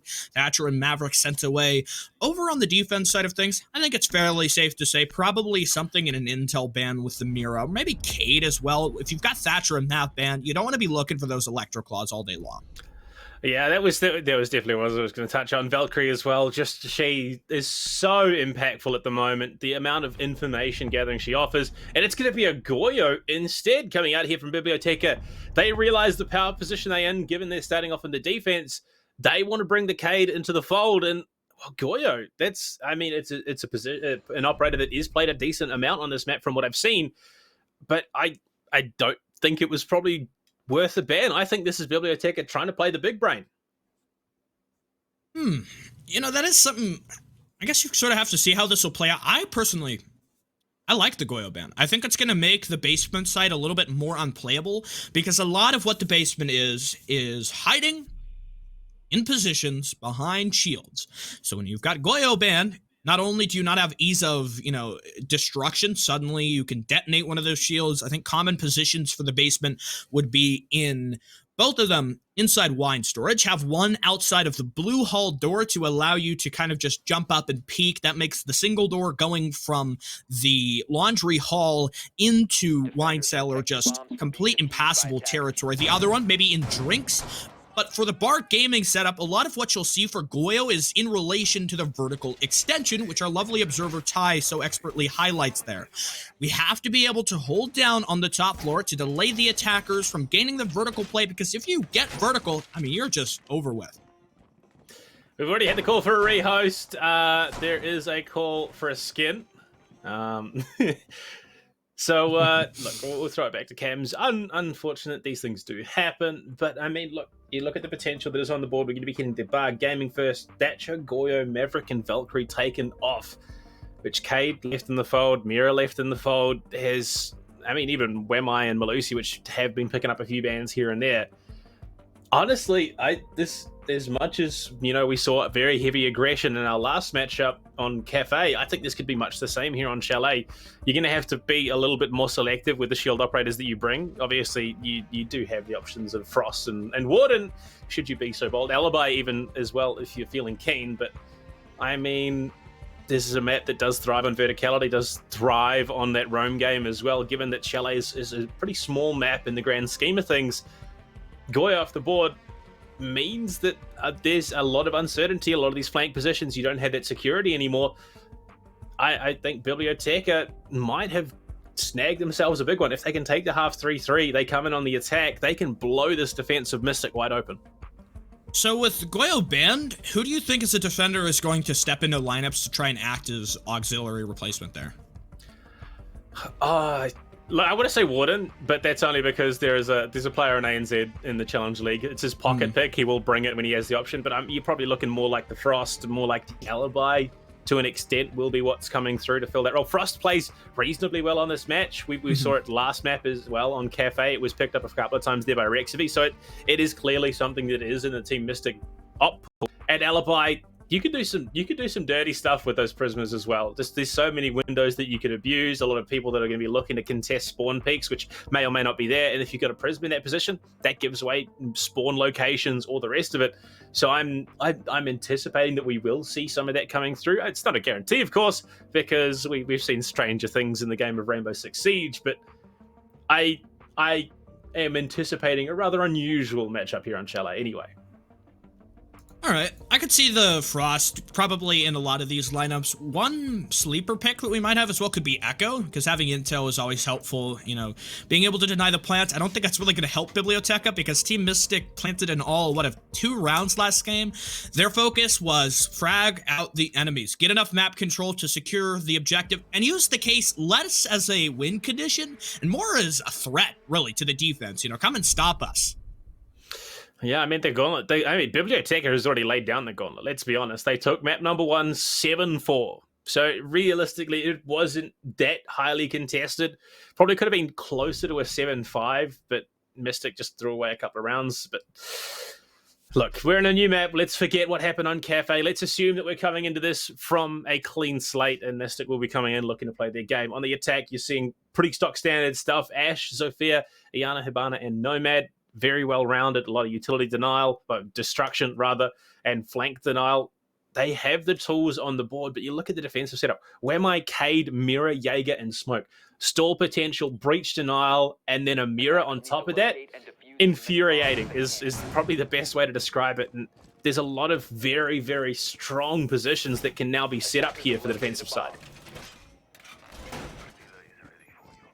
You have that one shield to be brought by Unfair. Looks like he's already managed to put it down. I think it's probably going to be top of library stairs. Yeah, there it is. So you've got library denial for the long hallway. A lot of rounds will be determined here by if the attackers are able to move in from the library side, dominate control, get chimney, and then I already talked about it. Vertical play, if that happens, things are pretty much over and done with. But I wonder if mirrors are going to be for the on-site hold or in use of the extension, because there could be an issue if there's no deployable shields that reduces the ability to play in a covered spot here down by chimney, and so you kind of have to play a little bit more on the fly. Looks like we have the answer to the question of where are the mirrors going to go, with one being placed on the north wall of the games hallway. I imagine the other one sent in, yep, right there in the stock hall to be used for the gaming denial. Feltwinter to jump in, immediately pre-fires through the wall. I think he's searching for the default cam. Elsewhere on the map, you've got Gunner ready at the cutoff. Yeah, I mean, I remember that angle pretty strongly, where Gunner is sitting at the moment. In my first Chalet cast here for SCS, that was one that was utilized quite heavily. And unfortunately, because most operators don't have eyeballs in their knees, it's one that you cannot contest whatsoever. So no surprises that we're going to see that angle utilized now. Felon are going to open things up into office. Just looking to blow this map wide open, get in aggressively, get those positions under control, and even the push into library coming into effect. Nah is going to have his work cut out from him from this position. Has to lock down things along the long corridor. But they spot out the reinforcement and the breach denial being there as well from the Cade. They're going to go downstairs, try a different approach. This is a map where, unfortunately, multiple avenues can be locked down at one time. And if you can't find one way in, you're going to have to default to the most basic push through, you know, these very, very narrow doorways. Seemed like the Cade provided a little bit of trouble. I noticed Feltwinter in the meanwhile sent a breaching round, and looky there, it's been successful. Now the electrified effect on that wall is no longer. They'll be able to use some hard breach, likely to come out of Rex, given that nobody else has any secondary breaching equipment to try and deploy. As soon as that gets open, now you have your entry point to try and progress to deny control here inside library. But look at the time that's already been wasted trying to get control for the Solarium over push. Nicolo, big kill there, starting us off. Rex heavy nitroed out in Helio for a second, but shut down down before he can do any more damage. Whitlock finding his impact from outside the window. It seems control of the top floor soon to be conceded. Biblioteca falling back, not given a scare, not chased though by Mystic. They'll play this a little bit more passive, focusing on doing the default strategy and working their way down in a more sensible manner. 3-on-3, right at the peak. Nah is simply ready for it, and I guess Whitlock just not anticipating a member to be playing below the hatch. Only have your Zofia to go for the vertical play. That is not a lot. The hatch is open inside of bar, but Biblioteca, given that they're a man up, could play for the drop in a crossfire. Rice at the ready, still waits. This will be a tough fight if the Zo can win it, but she does. We all know Gunner, what he's capable of. Now shutting down Rice, unfair, could be the difference maker, coming in for the flank. Flashbang tries to blind Nah, unsuccessful. Here goes Gunner, creeping up the stairs. He's at the ready, spots the Nomad, coverage denied. Gunner to bail off, but he's got to find the frag or get back on the case. Chooses the latter as now the chase begins for Nah, running in. There we go. Shut down Biblioteca. Get it in the final dying moments. A great attempt by Gunner, but shut down simply because the clock was too low. I mean, break it down how it went. Rexavy was the opening frag. Felt Winter was the second frag. So you got hard breach gone, utility denial gone. The frags that opened that round basically gave it up to Biblioteca. They played their angles well. There was no chance at opening up alternate angles. They had to force either through hatches or main doors. And that's not really a situation you're going, yes, Gunner did take that fight against the mirror and stock at that long angle, but 2 times versus a holo in that matchup, 9 times out of 10, you're going to win that. Unfair though. My lord, what a flank that he found. Just playing around Fireplace Stairs, comes up from the basement, catches the security, the overwatch for that plant. Yes, the trade comes back in, but by that stage, that's all Unfair needed to do. He needed to stall things out just a little bit longer so that when Nah pushed in to go for that frag, all he had to do was hit his shots, because there was no way that Gunner was pulling off that and winning the gunfight. I think the success of Unfair in that play is kind of a symptom of how much time Mystic had to spend getting the clear. There was not enough, left when it was finally time to go for the execute. You can't leave something like that up to chance, and that is one of the struggles for the attack. There's always this idea of, what side is the map favored to, and it's kind of taboo to talk about because it's such a bland thing to speak of generally. Chalet considered to be more of an attacker-favored map. So far, that storyline not playing out, and mostly because Biblioteca, I think, understand the fundamentals. They know what needs to be set up, how long you should spend in a certain position, and also, getting the 2 opening frags there last round certainly helps. Yeah. Obviously with the avenues that you have to get inside the building and start contesting things, it's always going to be a map that is slightly more attacker-sided because there is so much more to cover for the defenders. But you look at the way that Biblioteca are approaching things, it's matching aggression with aggression, holding down those key angles, those key positions that Mystic will have to be trying to take control of and set themselves up for absolute victory in those situations with utility and denial and all the rest of it. And Rice, look at that. He's playing in Mudroom. He's playing the mental game, trying to evade those drones so he can pinch in for a massive flank later in the round. And we've already seen just how big some of those flanks can be. Unfair in the last round. Pushed in, took out Zeno, and enabled the win there. Gunner going to find the kill on the Unfair this time. Unfortunately, he won't be able to do it again. Plus that being the smoke down. That's a rough start to the round for Biblioteca. Never worse than to lose your smoke, and the jig is up for Rice. He's spotted, pre-fire to ensure his safe rotation down, but will encounter another drone, and now a member of Mystic. Feltwinter ready, he'll shut down Rice in a phenomenal pick, landing the headshot and shutting down all hope of Biblioteca for off-site presence. Helio at the ready, and a questionable swing, and Gunner is just ready for it. He'll double up. He moves forward, finds Nah as well, trying to play inside Piano, and Niccolo walks right into a full stream of bullets. Impressive showing for Gunner. Mystic didn't even need to use their hard breaching because all the frags were given away. This is Gunner. This is what we expected from coming into this matchup, and to see him starting map number 2 that way gives you a good indication that maybe, just maybe, Mystic are not out of this just yet. The hold on Master, if you could call it a hold, was interesting. They just kept swinging these angles, and that's how Gunner picked up all 4 of those frags. I don't know why they were contesting office door so aggressively. I don't know why Niccolo rotated in the way he did. but it is what it is. Mystic will get the round. Hopefully, you see Rice. No, well, now Unfair has been given the role of Jaeger, so Rice will be playing Smoke this time, but hopefully you see your sight anchor last just a little bit longer in the second attempt. I wonder if maybe what's needed here is to play an extension inside of Library, because we saw last round Biblioteca had a few members hiding over towards the southwest, but never, you know, any kind of bunker down utility, no reinforcements really that I managed to spot. So developing the situation there, maybe opening some footholes, introducing, I guess, maybe a castle could be helpful to stall this out, unless Mystic decides to adapt on the fly and go for a north side push coming in from Solarium. I just feel like the library, and kind of as a result, Library Hall, the main breach platform, all of that area was severely underdeveloped and kind of caused a situation where things crumbled. Biblioteca lost the map control far too quickly, and Mystic just sort of knew that they had what was necessary to complete the push, and their fraggers were able to pretty much complete the hand. Well, it's hard to say.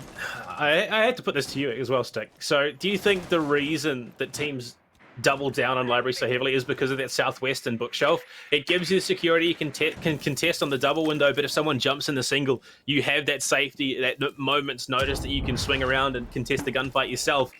And I mean, we've seen teams baited into holding that position so far, and the fact they lost it so early last time gave up a lot of aggression, a lot of positioning that Biblioteca should have been able to hold on to much longer. So do you think maybe teams need to hold off such a heavy commitment to that position? I guess it's sort of up to the IGL to decide what's necessary. Big play, but not able to get the confirm, and now Nah, a little bit unaware of his position, tagged up heavily, but manages to escape, teasing the corner. Unfair. A few shots and to go over towards the Library Hall position. This round a little bit much of a slower start. Mystic not having that opening that they secured last round, but will manage to use the hard breaching equipment. The Renegade's to go up. Wow, Unfair. I mean, he just tries to challenge, and it flat out doesn't work. Gunner to pick him off. The Zofia starts this one off good, and with Nah on such little HP, this aggression, it is not warranted, and it cannot happen. If Biblioteca lose another man, now Nicolo and Nah both sitting at less than a quarter HP, they're easy pickings for Feltwinter, for Gunner and Whitlock to all fly in here, and gives them so much leverage. Great play by Helio, just bouncing off the edge of the shield.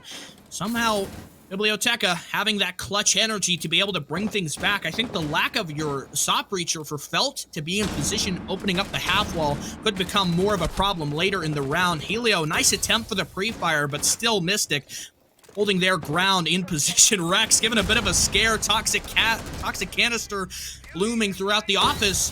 Hesitant to continue for the plant as he's aware of the threat that Biblioteca still have here. Only one member to provide coverage. Now the Aruni gate is removed. You can manage to rotate. Rex will begin the plant.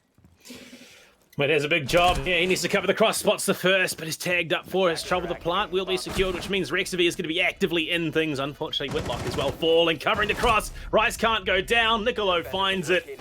And it is going to be another round here for Biblioteca. Unfortunate that there was just so much defensive utility remaining on the board there for Mystic. They did a good job getting things open so they could go for that plant, but absolutely no security in the post-plant positioning. They didn't have the players up they needed to. And unfortunately, just not able to connect their shots in a meaningful way either. Means that Biblioteca will close out Office, and they now have the option to go back to bar gaming as well, should they choose to. And I have no doubt in my mind that they will. Yeah, there we go. Biblioteca, realistically, the way they play that last one should look good to take a third as well. Yeah, I think that was kind of down to stronger individual play. The team play was there, sort of baited Rex. He knew that the time was low, and so getting a plant could have been their best option, but there was never an opportunity given to the attackers there for the Overwatch. The way that they attacked at Biblioteca was, I think, smart, very patient would be the way to describe it best. They moved in slowly. They clear all of their corners. They didn't, shift W. That's something that Chief always talks about. You can't overexpose yourself in a moment like that, because for a 2 to 3, with technically one attacker out of the battle and with their gun down, if you manage to pick off one, suddenly that's a little bit more doable. And the threat that the attacker could pose maybe causes Biblioteca to hesitate, to play a little bit more scared. that simply wasn't there. It didn't happen. And it gives Biblioteca an edge to close through the round so far, looking for yet another one. I mean, I remember saying in that last match, Kafe, at the very beginning, it was, you know, Biblioteca, they couldn't rely on Helio to do the carrying for the team, do all the hard yards. The rest of the team needs to step up. And I think now the opposite is true. It's Mystic that they can't rely on Whitlock and Gunner to do all the carrying because, unfortunately, it's a case of you've got 3 to 4 players on Biblioteca firing on all cylinders, working incredibly well together and hitting their shots. Just having the 2 players that we saw in the last match for Biblioteca, for Mystic, it's never going to be a situation that you'll win. And, well, unfortunately, at the moment, Biblioteca, they have been a little bit more cohesive. Yes, Gunner is still finding those frags, as he will now on Niccolo, but, I mean, he is a one-man unit at the moment. Lost a nitro cell from Niccolo. Take of that what you wish. Helio kind of battled back. I think having the edge in the man count here is going to give Mystic a little bit more confidence to push forward. You've got Na playing sort of near the top of the staircase. You kind of sense what's going on here. Helio maybe thinking about picking away at Whitlock's drone, still lying out here on the balcony as Mystic making their progress over by the northern front. Office control in mind. Helio needing to be a little bit careful. The K9 window is always a threat, especially with Gunner manning the position. Whitlock used the Gone 6, wastes the ADS, and Helio not even phased by that, shuts down Feltwinter. I think this is preparing for Whitlock's nade, but doesn't do anything. Will the second one be able to get the confirm? Oh, it sure does, landing right in front of him. Now control of Library gone. Gunner shutting down Na. This round beginning to crumble for Biblioteca. That was unfortunate for Helio. Gunner, again, another big multi-kill coming into this round. Can he close it out? It's unfair playing down below the stairs in Harry Potter. He will. It's a trade in the end, but 2 big rounds there in a row for Gunner to claw things back. And, well, they get the round. They will equalize once again. But it is... it's all coming off the back of Gunner having these massive efforts, and there's no way that you can rely on him to do it for the entire map. I think the best part about the position we're in right here on Chalet is the fact that if Biblioteca clutch up and they win, that's a huge story. That's a 2-0 upset, sending Mystic down into the lower bracket. And if Mystic win here, there's also the other side of the story, the reverse sweep comeback. It'll guarantee that we go to Oregon, which I mean, maybe that's not good for some people more than it is others, but it'll guarantee that we at least get to see 3 full maps between 2 teams that have kept us really in the fight so long here in this best of 3 for the semifinals. Going back to Bard Gaming, Biblioteca kind of focusing in on this side, and then Office, when they eventually manage to lock this one down, I'm not sure if maybe there could be a little bit more room to play for a living room setup. The vertical play is almost equally as important on that side as it is here, and part of me almost thinks that a Biblioteca vertical extension for the kitchen defense could be a little bit more troubling to deal with for Team Mystic, because so far they've gotten into their groove. We've seen gaming twice now. This will be the 3rd time, and Mystic seem to have it dialed in. They know what needs to be cleared for the player inside living room or inside of library, and then they kind of use that momentum to carry themselves forward. The strategy last round did not fail simply because of, a tactical lack of awareness. Mystic won all their gunfights, lethal utility or not. Yeah, I mean, Gunner has just been going off here at the moment. You got to wonder if the mirror is the play. Maybe even a Wemai to just double down on that utility denial. Make that position on library a little bit more secure so that Helio has that freedom. But that's the position. It's the slanted roof. It's so deadly for defenders if you're not paying attention because of the angle that you can play as an attacker. You have no way to contest it unless you are in the double door. And Gunner, that's 4 rounds in a row now where he's found the opener. That's an impressive statistic, and I think it's Gunner who is kind of forwarding his team. Had a difficult first half in the previous game, but he's got it all now. 5 rounds, 12 kills, and 4 more still on offer. Oh no! Nearly a potato, but he'll manage to seal the deal. Kind of a little bit aggressive. This could be something. to come up on the flank if this isn't watched, if there's no drone. He spots one off guard, shuts down Gunner, looking for the second. Where is Felt? Outside of the building, he says, no way am I going to deal with that, but Mystic have lost so much ground. They started it so well. Nah, gonna push straight into Rexavy. He will get himself on the board first. We're back at a 3 versus 3. They still have a lot of utility available to them. 2 reaching rounds, and air jab, and all the sets of X-Kairos. But unfortunately on this side, Unfair still has 3 toxic canisters with just over a minute to play, plus the 2 nitro cells in the hands of Rice and Niccolo. Not to mention the guns that they're bringing. I mean, the Vector is just an absolute... As much as we say the older is the bullet hose, I mean, you'd have to say that the Vector is the water pistol. It's a super soaker. It can spit those bullets very quick. And SMG-11 as well in the hands of Unfair, who is on a very deep roam for a smoke. Has been... I mean, in saying that, he has been playing this position a lot. He's like he's going to come up West Main. I've never seen a smoke play this heavily on the roam. Unfair could have an opportunity here. I don't think shooting the drone was really the decision to make. You can see through the highlights that Zeno has adapted now to watch, waiting. Unfair, I think, kind of recognizes that the sound call should have been heard. If it wasn't, that would be only to the detriment of Mystic. But this distraction has caused a bit of a problem. It allows the Mira to be kind of a little bit more of a holdout player sneaking up to the top of the stairs. Mystic have less men actively committed to going for the push, and now with Feltwinter down, it's Rex and Zeno to try and establish the objective play. Niccolo waiting close up, Hibana trying to move forward. Oh, what? Mystic, how do they recover that? Just every kill lines up for them. I mean, we've been here before. They did win it last time. Well, actually, no, not last time. They won it the first time, which was actually, no, I'm confused. That was the last time they lost it because Unfair pulled off that massive flank. This time they do pull it out, but they had no right to. Again, it's a situation where, Biblioteca by all means should have won that round. The positioning was better, the angles were better, but no, you can never count Mystic out of a gunfight, and Rexavy and Zeno go absolutely huge, get themselves the round lead for the first time in Lord knows how long. And they will also take the half minimum 3-2, 3-3. But I mean, honestly, as we head back to Master Bedroom, they might be able to take it at 4-2. I think that last round definitely deserving of a replay. And I mean, what had gone down there? Kind of just a confluence of picks where Mystic came out on top because of an advantage in marksmanship. I think Biblioteca had a bit of a spoiled option with their flank coming through. Unfair, you can't completely put that on him. I think the air jab was a concern.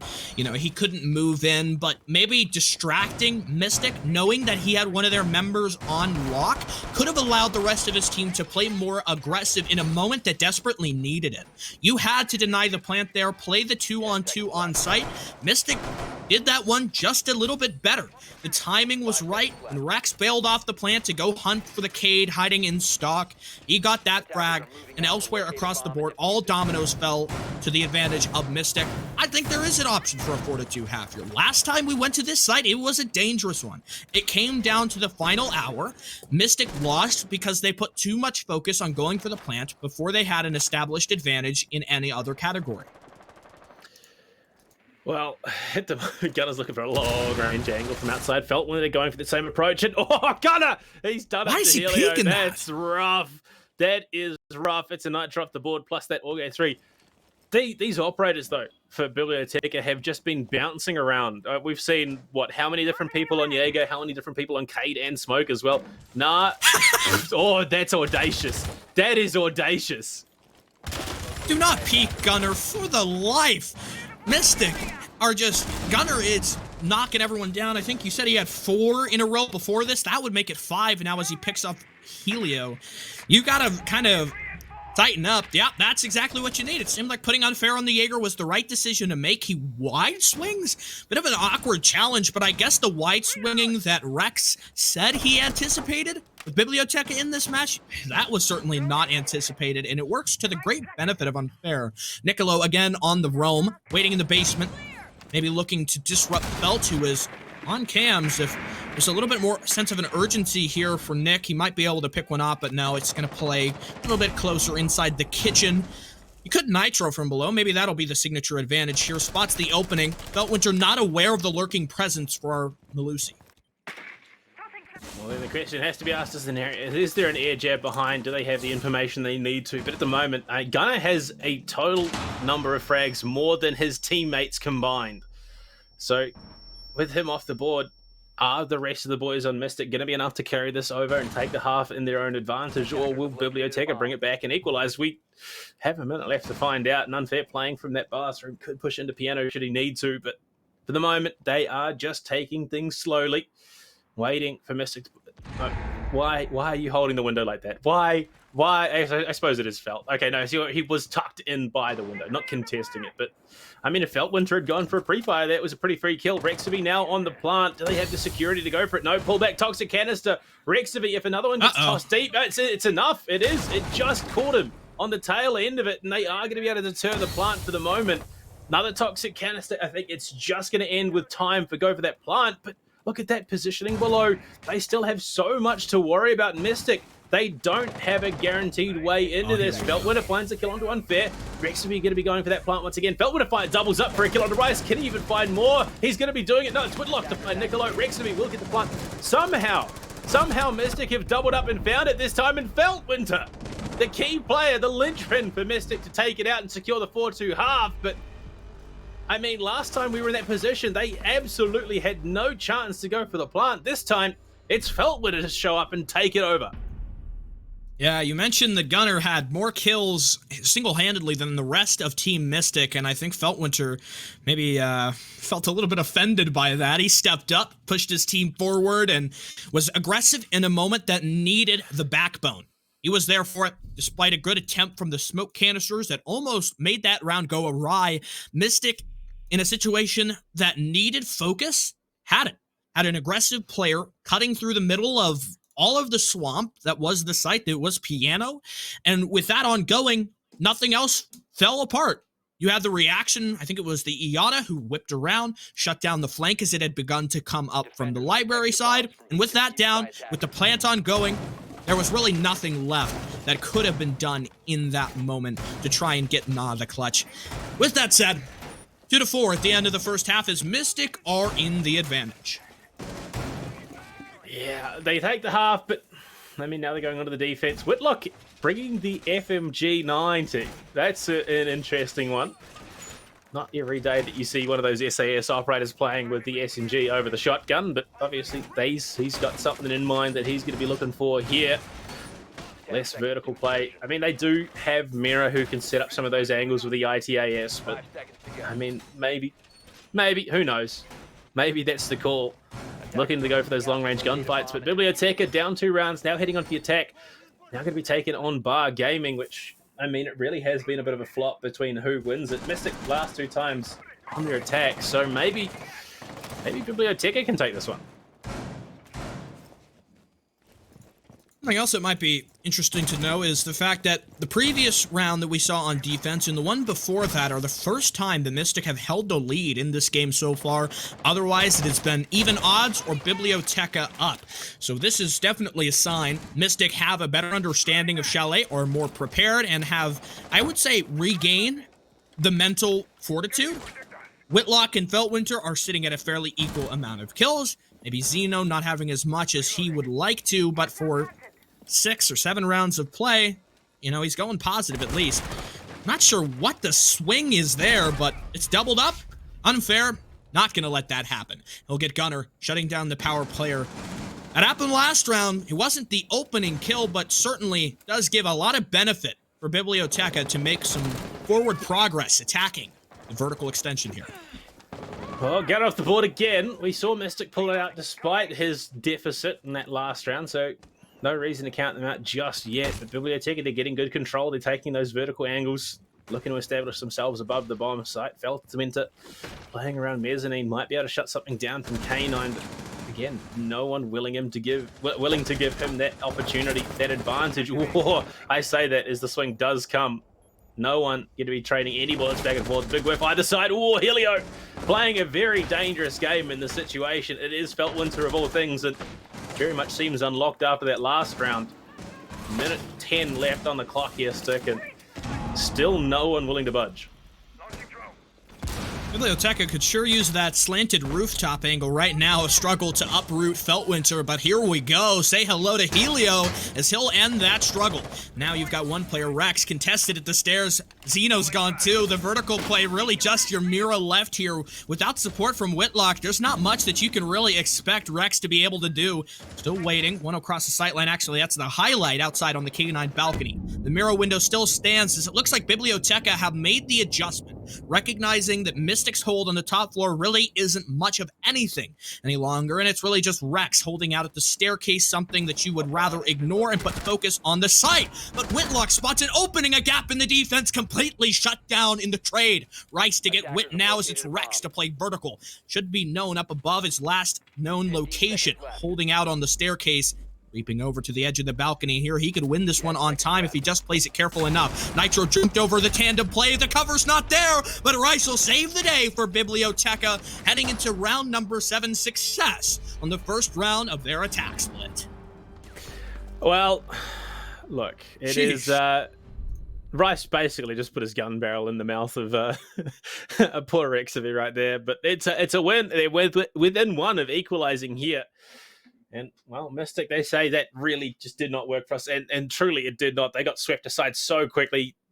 Again, unnecessary aggression, unnecessary contests onto a lot of the players from Biblioteca, and they were able to win it out.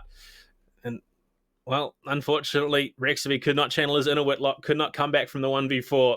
And as we head back to Master Bedroom, this time for Mystic's defense, we see some slight changes. Maestro coming in, plus that Mozzie looking for information and information gathering. But, I mean, again, it's a case of, do Mystic have the stamina to carry on to this matchup, this series, or are Biblioteca just going to ride the high of map number 1? Kind of a tough question to answer without having an actual idea of what's going on inside the heads of the players. The office setup, here we go. Noah Rooney this time. Mystic having a different look at things, a little bit more intel for them. You've got the Evil Eye in place, so you could look out towards the breach panel. Maybe if you're lucky and it survives for long enough, hope to deny the plant. I am kind of looking to see if there's any ADSs in support of this. Looks like Jaeger will toss one down. There we go. So it shouldn't be as easy for the attackers immediately to shut this down. The hard breaching game, alive and well for Unfair, but the difficulty, I'm sure everybody is aware of. We've got Maverick and Thatcher banned, and Cade still up on the battlefield here for Rexavy. That's going to be something they need to worry about for Rice and Niccolo as well. Maybe not if it has to come down to him with the frag grenades. Well, limited utility to now. Obviously, those changes that were made to ADSs in the last 6 months means that some of those frag grenades will have a little bit more effect. But again, it's about positioning. This time, though, we don't see a library hold at all from Mystic, and Niccolo will be able to get himself in nicely early, push down the hallway as well.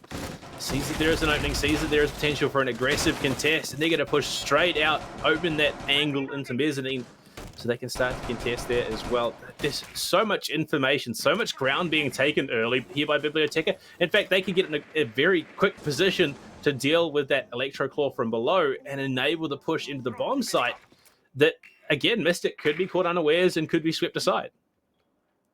One hope here for Felt is that he's got a Mozzie Pest waiting on the door coming from the game's hallway. I would hope so. Kind of slow down the intel game a little bit. Biblioteca are aware of this weakness. We see the first bit of the breaching utility launched into the floor close to the half wall. Feltwinter is actually using an angle to watch for the top of the main stairs. When the Ash will give it up and rotate back, it's going to have a slight window, but it seems the position here a little bit troublesome. Unfair. Selma goes out, but the wall, I think it's still electrified, which is quite a problem. They have not been able to clear Felt below. Zoe is going to go for the corner peek. She face checks it, but what? Rice wins that? Are you kidding me? He looks through the floor, predicts the prone angle, and shuts down Felt. Gunner's gone as well, and now Mystic, this attack, this defense, rather, falling to pieces off the back of a great play by Rice below. Zeno knows he has to do something. He's going to go for the peek. No way that's happening. Nah puts it to rest. Whitlock at the ready, contesting the breach, but an air jab is going to lock him in, box him out, cannot aggress. He knows that he wants to because a hero play is the only thing separating Biblioteca and Mystic from an equalization going forward in this round. Rex, so little HP for him, but we know that 1.5x sight can be so lethal at the long ranges. Whitlock can barely even see. Lifelines forcing him back and onto Rex as well. 30 seconds to go. The plant surely on the horizon here. Unfair, but a bit of a re-up, a move away. It seems maybe not going to go for the plant directly at the half wall. Biblioteca have very little time here, and this is going to be really down to the key frags. 1 for 1, Rex to get Nob, an immediate trade. Helio finds Rex, and Rice is ready for it. Biblioteca, 2 in a row. We're back at equal. Yeah, 4-4, and I mean, Gunner ended the half 5-0 in entries. He's now 5-2. So, I mean, Biblioteca, they feel like they're giving Mystic the St. Patrick's treatment right now, flushing all the snakes out of Ireland, because of the 5 frags we saw in that last round, 2 of them were prone on the floor. So maybe, just maybe, Mystic. Can we just stop for a moment and appreciate Rice preempting the prone angle? Like, out of all positions in that room, he checks the floor, like under a chair. Was that? That's one of the things we're going to have to go back and look at in the replay. Are you telling me that is not where you're expecting Mozzie to be? Mozzie, who is all of 3'2" tall, is going to be behind the chair, 100%. Like, that's where you should be looking anyway. He's short as hell. Okay, all right. We'll see if that crops up again, and maybe that'll become sort of the expectation there. I noticed you've got Mira still being brought here. Do you think that really gave Biblioteca a lot of an advantage? I felt like the Mira was not the winning X factor in some of their gaming defenses, and maybe it's just sort of an oversight. There was, I guess, the window over by the gaming side, which, you know, that might not be what they decide to bring here for Rex. Did not do anything, really. I think it's a crutch that a lot of teams are leaning on. Oh, the mirror is available. We should definitely incorporate it into our strategy. When in reality, there's only so much it offers you. Yes, you've got a nitro cell. Yes, you get that free information. But if the rest of your team is dead and you find yourself in a 1v exit position, it's those mirror windows aren't counting for anything. The nitro cell might be able to find you one, but I think, yeah, there's probably other operators in the pool that would be better. And speaking of, Rexavy is dead. From the double window. In bar. Games. In games. Okay. All right, then. I guess Rex doesn't get to play longer in the round. Oh, wait. Yeah, he was rotating in through bar. Did he still have another window in pocket? I think he might have. Well, I guess besides what might have been a big slip up there, Mystic have kind of rectified it, shut down Helio. If he had any remaining utility, that's going to be lost. Nicolo, no breaching rounds, no drone. He still had one in pocket, the same for Helio. So the intel economy kind of suffering a slight bit. Well, it looks like we have 2 Rices on the board, because I'm pretty sure Unfair had the bottom bar was recorded. Hey, everyone's Rice now, apparently. Gotta love the spectator, Clyde. It's an interesting time. I've never seen a P10 Roni on Zofia before, but here we are in this situation. Well, okay, this is the actual Rice walking in, getting control of piano, looking to push above and flush out whatever defenders are in position. This is going to be confusing. Well, you know, Ubisoft with the balancing, I guess, you know, everybody can be Zofia now, and we'll see what the lifelines can do to stop the attacking progress from Xeno waiting here on the library stairs. Another outside peek, Unfair, gets felt. Seems nobody can really survive for long. I wonder if that's maybe something to do with the Goyo band. Xeno, excellent recovery, and Unfair, where is he going? To dive in the window so audaciously and just overexpose himself. Na starts it off well, finally. Xeno has been cleared for the Wamai on our library stairs position. You've still got kind of a problem, though. The mirror window persists inside stock, and now the attempted flank for Gunner to come up from below. Na contesting the hatch. There's not really anything he can do here. Needs some intel to make this play, and lucky he's got a cam right in the middle of sight. Knows where the Aruni is now to go for the peek. Missed opportunity. She'll manage to dodge away. Could use the sight line. He's got a sledgehammer still on his back. Try and go above, but that's not what's going to happen. He'll hope for the horizontal contest. Waiting outside the door. Gas canister impedes his progress. Time lower and lower on the round. It's going to have to get something done. Moving in. Aruni out in the open. That won't matter. Right angle from the smoke. Waiting inside stock.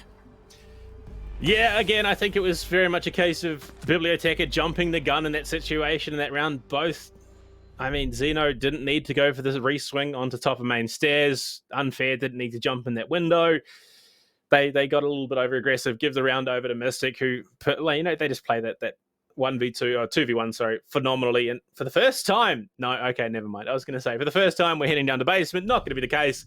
Mystic will be taking it to office, which, I mean, last time we were there, it was won off of some great play out of Biblioteca. So what do they change? What is the switch up? And Whitlock back on the Whammy rather than the Maestro. Rooney, okay, so same but different. We are going to see her coming in once again. And it's Rice. No, okay, we've got it fixed. Not everyone is Rice. Great. One point I'm looking for in the round will be Biblioteca in their offense, because last time the way that they attacked it and the way that they kind of set themselves up for the foundation of their execute was so rock solid and so efficient with the timing. I mean, it looked like clearly they must have drilled this program to begin moving in, getting the drones, and then explicitly knowing which areas of the map are going to be in their control, and then what they're going to do with that information as a result. Still, the Cade Electroclaw is going to be a little bit troublesome, though this time I think both of them are placed actually here inside small box rather than for the vertical below. Biblioteca had no issues taking that control. Bellwinter is still down there, though, so not wanting to give up the vertical play, I can't really blame him.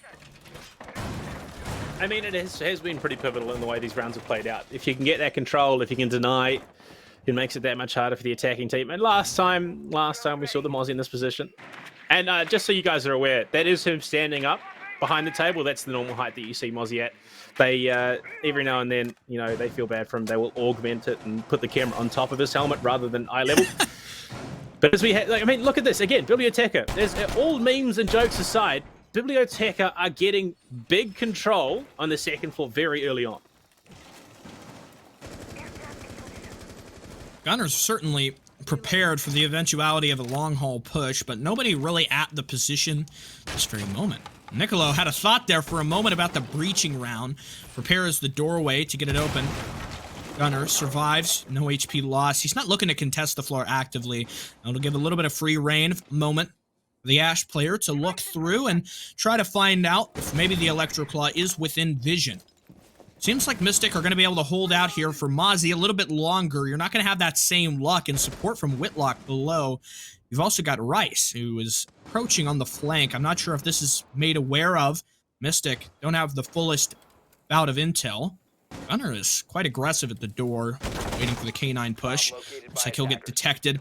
Rice, no luck, not going to come up from the west main stairs. Going to refocus, try to re-up with the rest of his attack. Going for a different approach. Felt going to be taking some damage. Unfair on the drone. They spot the Surya gate, so they have more utility that now needs to be dealt with. They haven't flushed out Gunner either. Felt just being tagged up little by little as the round progresses. Just over a minute left to play. Rice does spot one, but the pest is there as well as it being shot at, so they know where Whitlock is. Do they have an idea that Felt is close by? He's playing in kitchen, and it's going to be Gunner to find the opener. Helio falls. They lose out on the Nomad and one of the key players in this team, but with 50 seconds left, there's still time for Biblioteca to bring it back. We've seen a lot of moments change here in a split second for Biblioteca. Nade to roll on by as Unfair trades out the Jaeger, and Rice inches his way forward. Not going to need the drone. He's going to play this one by hand, but as you check the kitchen, one player inside. Mozzie, no idea. Felt tries to whip around at the final moment. It won't save him. 3-on-3. The time is low, and the imperative.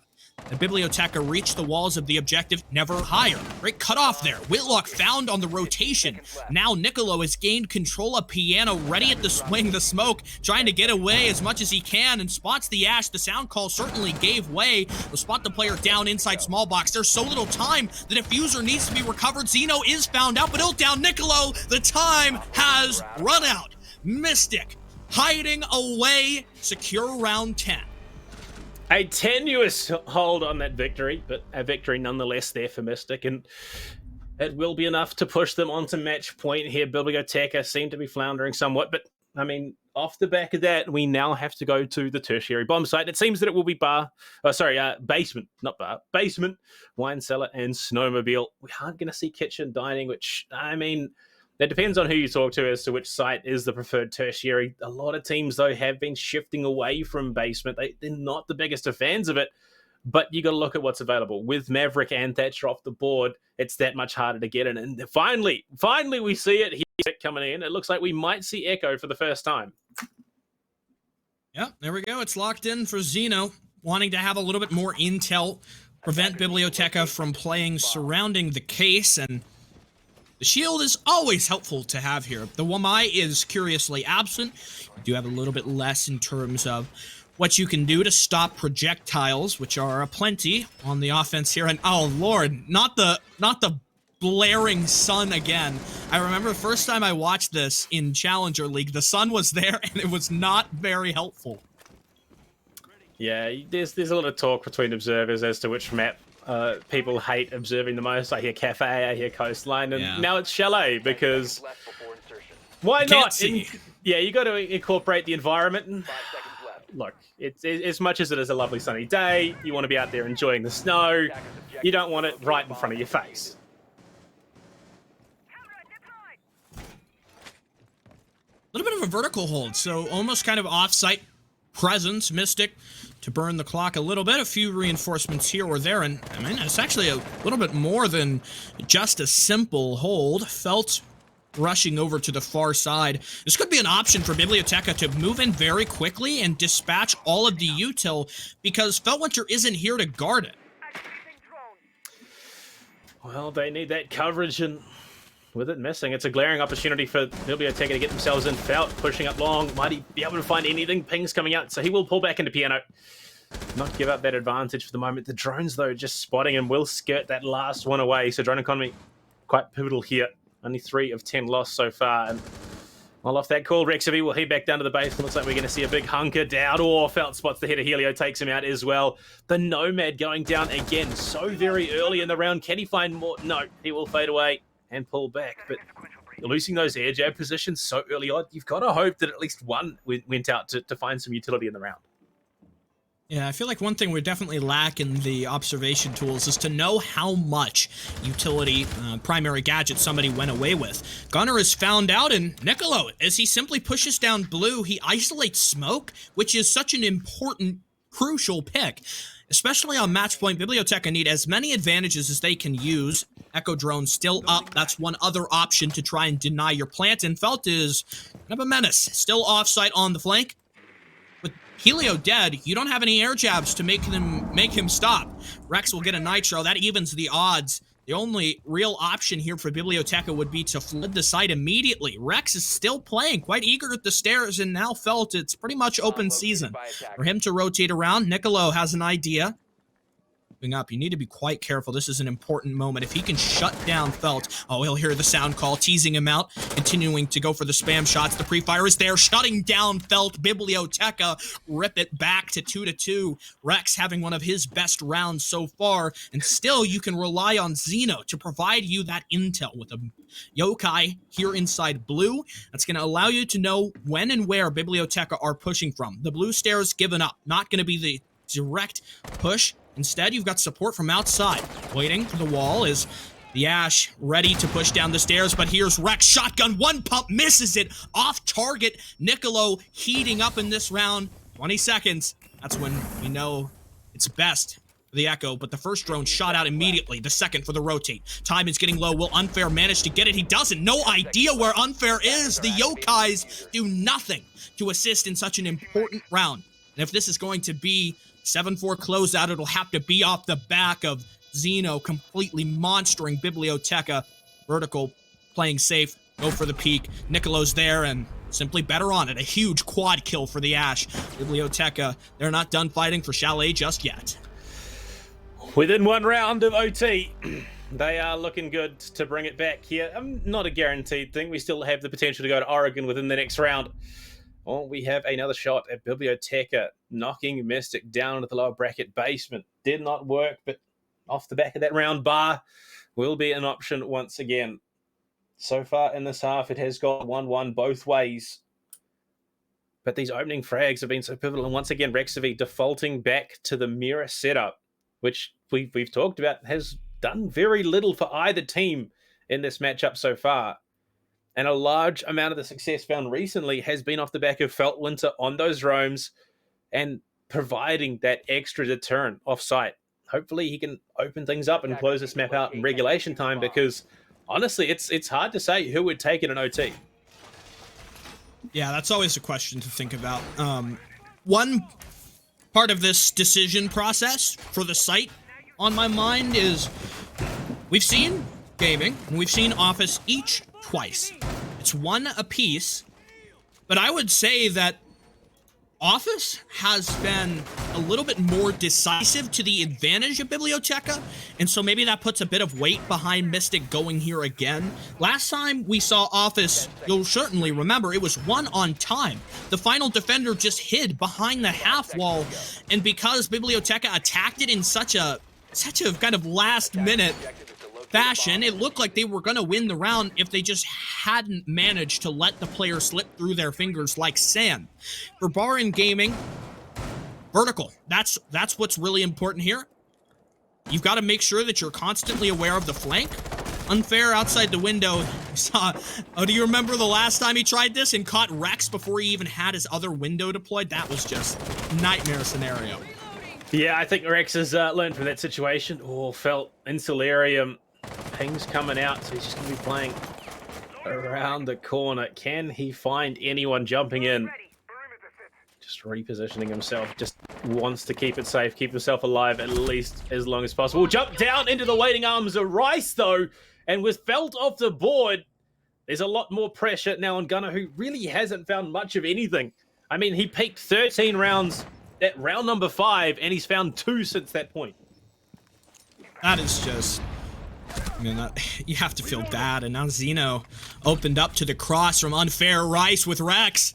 Mystic crumbling. It's looking like we're headed to overtime. But Gunner and Whitlock, both players strong in their own right. Where the hell was Nah? Nah is out there forever. He's just waiting, and Gunner gives it all up. No business jumping out.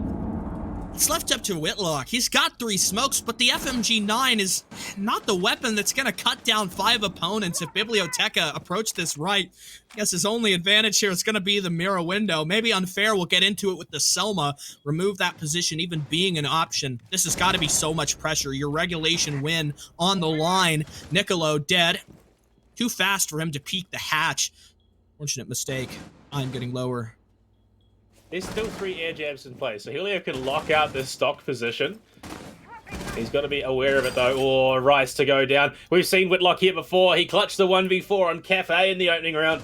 If he were to close out map number 2 in a similar fashion, that would be absolutely brutal for the mental of Biblioteca. But with 3 players able to execute onto this bomb site, able to make it very, very hard to say that, the least. And Whitlock going to tag up some damage from that nade from above. There's still 40 seconds left to play, though. They have the positioning. They can look to execute the long-range spray, or Whitlock tagged even further. He's not looking as healthy. Drone in as well. So they got the information. Spray out in the main lobby. No, still can't find that kill on Dinar.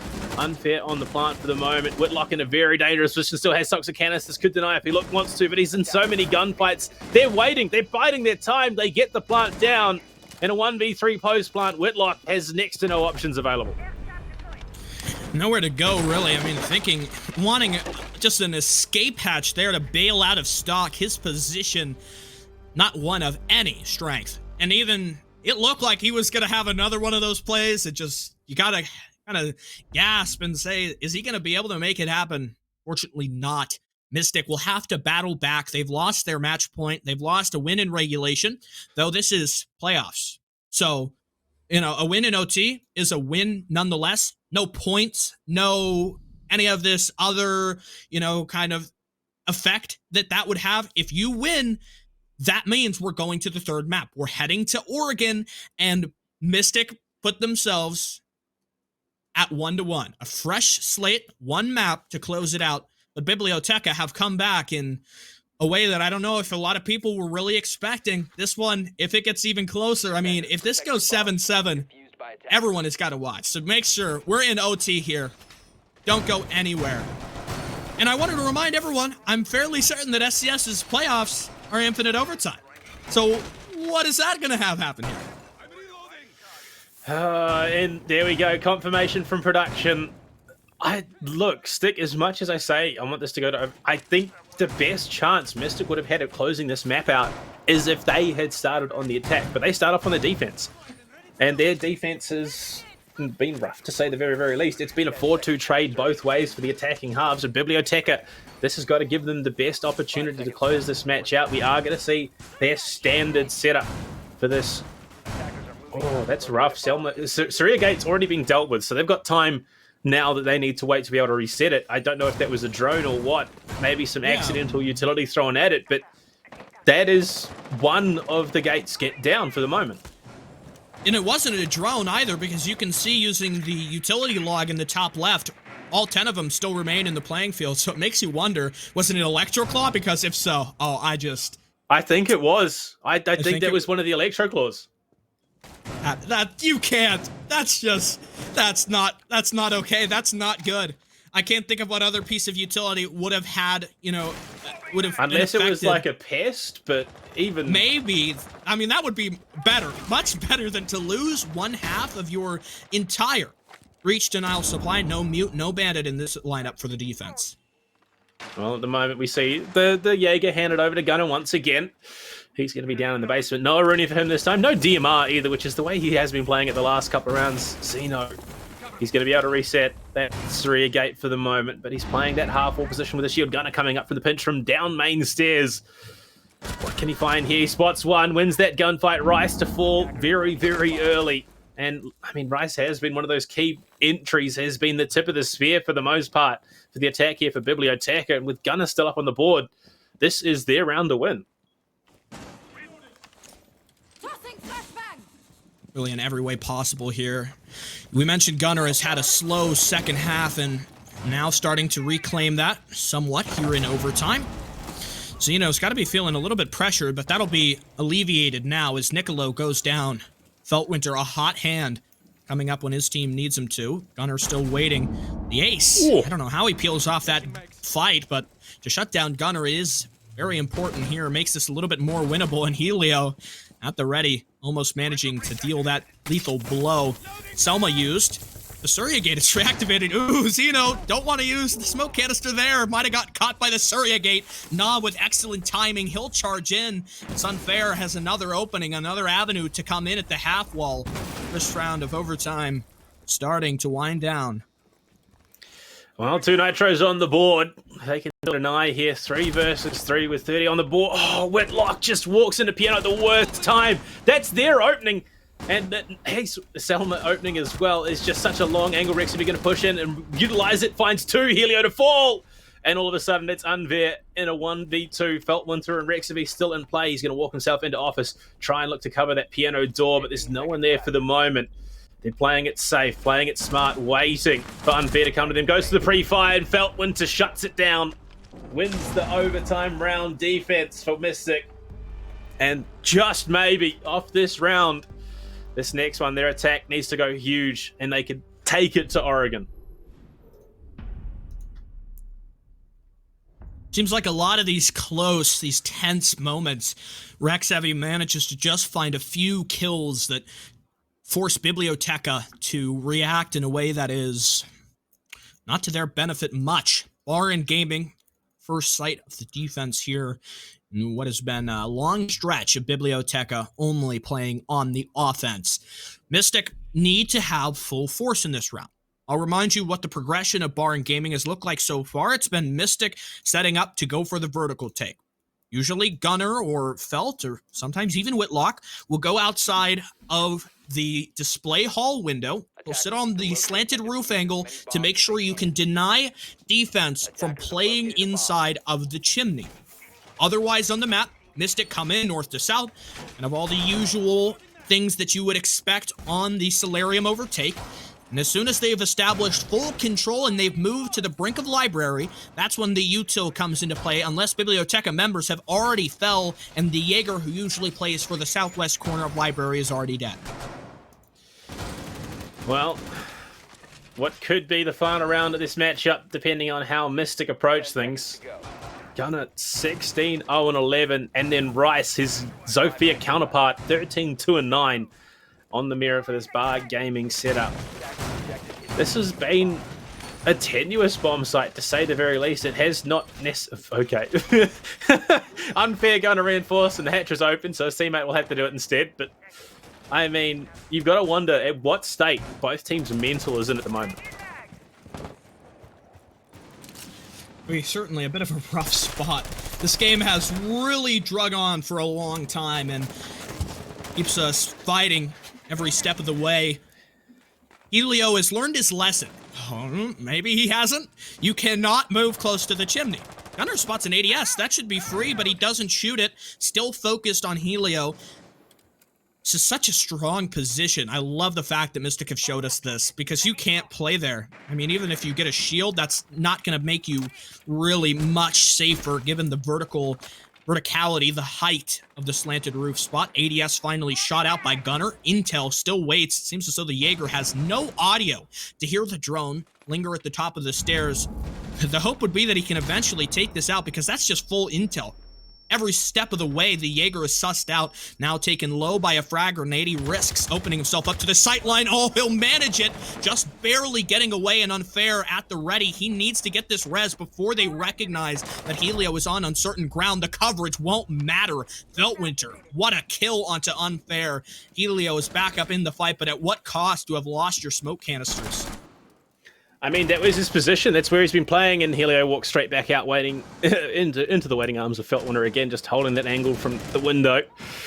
3 versus 5. And look at that, Niccolo. He's going to find the opening one for his team onto Whitlock with the Nitro Cell. Another toss from Nah. He can't do the same. But look at this. Rice is playing a very aggressive angle. Gunner walks in, slays the Malusi. And all of a sudden, it's a 2v4 situation. Niccolo and Rice, though, two very big fraggers. They have been putting up the numbers. Could look to clutch this one out. Zeno going for a long-range spray from the dining hallway, but finds nothing of it just yet. Feltwinter as well, pushing in. They are just encroaching onto the bomb site. Rice is pulled right back to his window. Niccolo aggressing himself from mud. Catches out Feltwinter. Not quite heads up enough to win that gunfight. And all of a sudden, with the plant going down, Rice does have that nitro. He could look to long arm it and try and deny. Niccolo pushing up as well to provide some support. Plant does go down. We're in a 2 versus 3, and oh, there we go. Niccolo with a third in the round. Nitro cell. Will it be enough? Stick, this is close. This is going to come down to every bullet fired. Gunner, he's tagged up. The shield gives Mira perfect cover. The Zofia Gunner pushed off balance, and the chase is gave by Rice. A little bit of damage done. Gunner has to run, getting as far away as possible.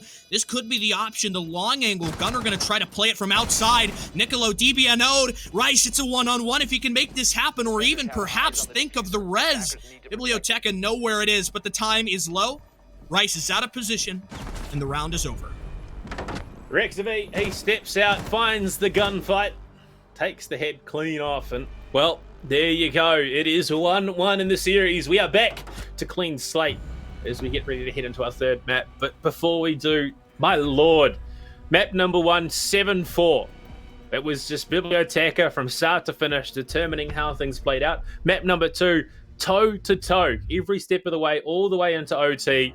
8-6 eventually going the way of Mystic. I think if they'd lost that first defensive round, it would have been a vastly different story. But there you go. They will secure another shot at progressing here in the upper bracket. One more map to go. Stick. They had to work hard for it.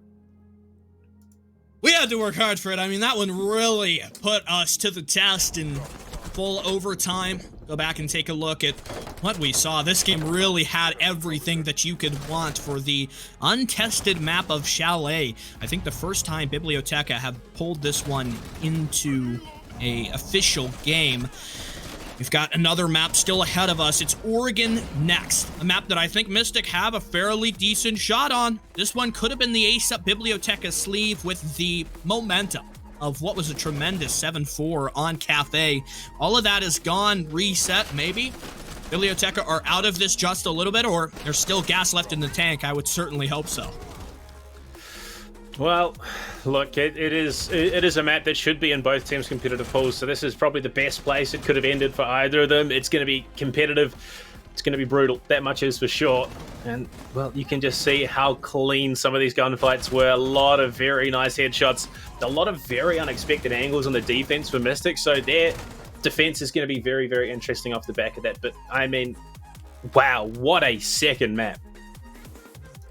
Something like Oregon or Clubhouse, Team Mystic were prepared for, and I think this is probably a no-brainer. You need to be prepared for these maps. I'm sure you've had plenty of playing experience. I've seen Biblioteca, their various members, and all of the old storied lineups that they've played on. They should know how to play Oregon, and if they're not prepared for it, Team Mystic, I can guarantee you they will be. This is going to be a tough one to call. Biblioteca are going to come into this. It's got to be with that energy that they had on Kafe. Not let Team Mystic decide where this one is going to go and to shut down some of those players. Feltwinter, Whitlock, both of them having a much better showing on the second map, much closer in terms of their performance. That was not true on Kafe, but let's go take a look at the statistical view of what we had on the second map here in the semifinals.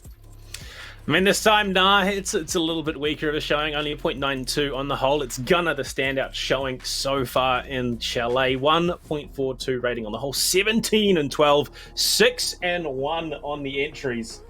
So has been finding some big frags on the whole, 71% cost, which, I mean, tied for first between Rexavy and Unfair as well. To be fair, Unfair did pretty well on the whole on that map as well. And Rice really stepped up to fill some of the void that was being left by the remainder of Biblioteca, but, I mean, it's Mystic. They closed out the map. They closed it out quite well. And one of the points that we came into this best of three speaking about was that Nicolo and Helio are two of the big names to watch. Two of the players who have played the best in a lot of Biblioteca's matches, and when, Na doesn't have the best game, their entry duo needs to be in position and needs to be showing up. Rice and Unfair had so many important clips, so many moments that they single-handedly reeled in. That was not true for a lot of times. Maybe it was up to Helio playing on the Nomad and kind of getting caught out in a couple different occasions and moments that he wasn't prepared for. On Oregon, kind of have to go back to basics. It's a very vanilla, very standard linear map. I'm sure Crow will let you know about that, and you have to be prepared to play this one in a way that you're comfortable on. For Biblioteca, Team Mystic are going to come into this and they're going to uproot you. They're going to try as hard as possible. Before we get to see what Oregon has in store, though, we're going to be heading to a bit of a break while we get prepared after such a close barn burner. I'm sure you'll be ready to see the thrilling conclusion here in this best of three semifinals. With that being said, stick with us. We'll be right back.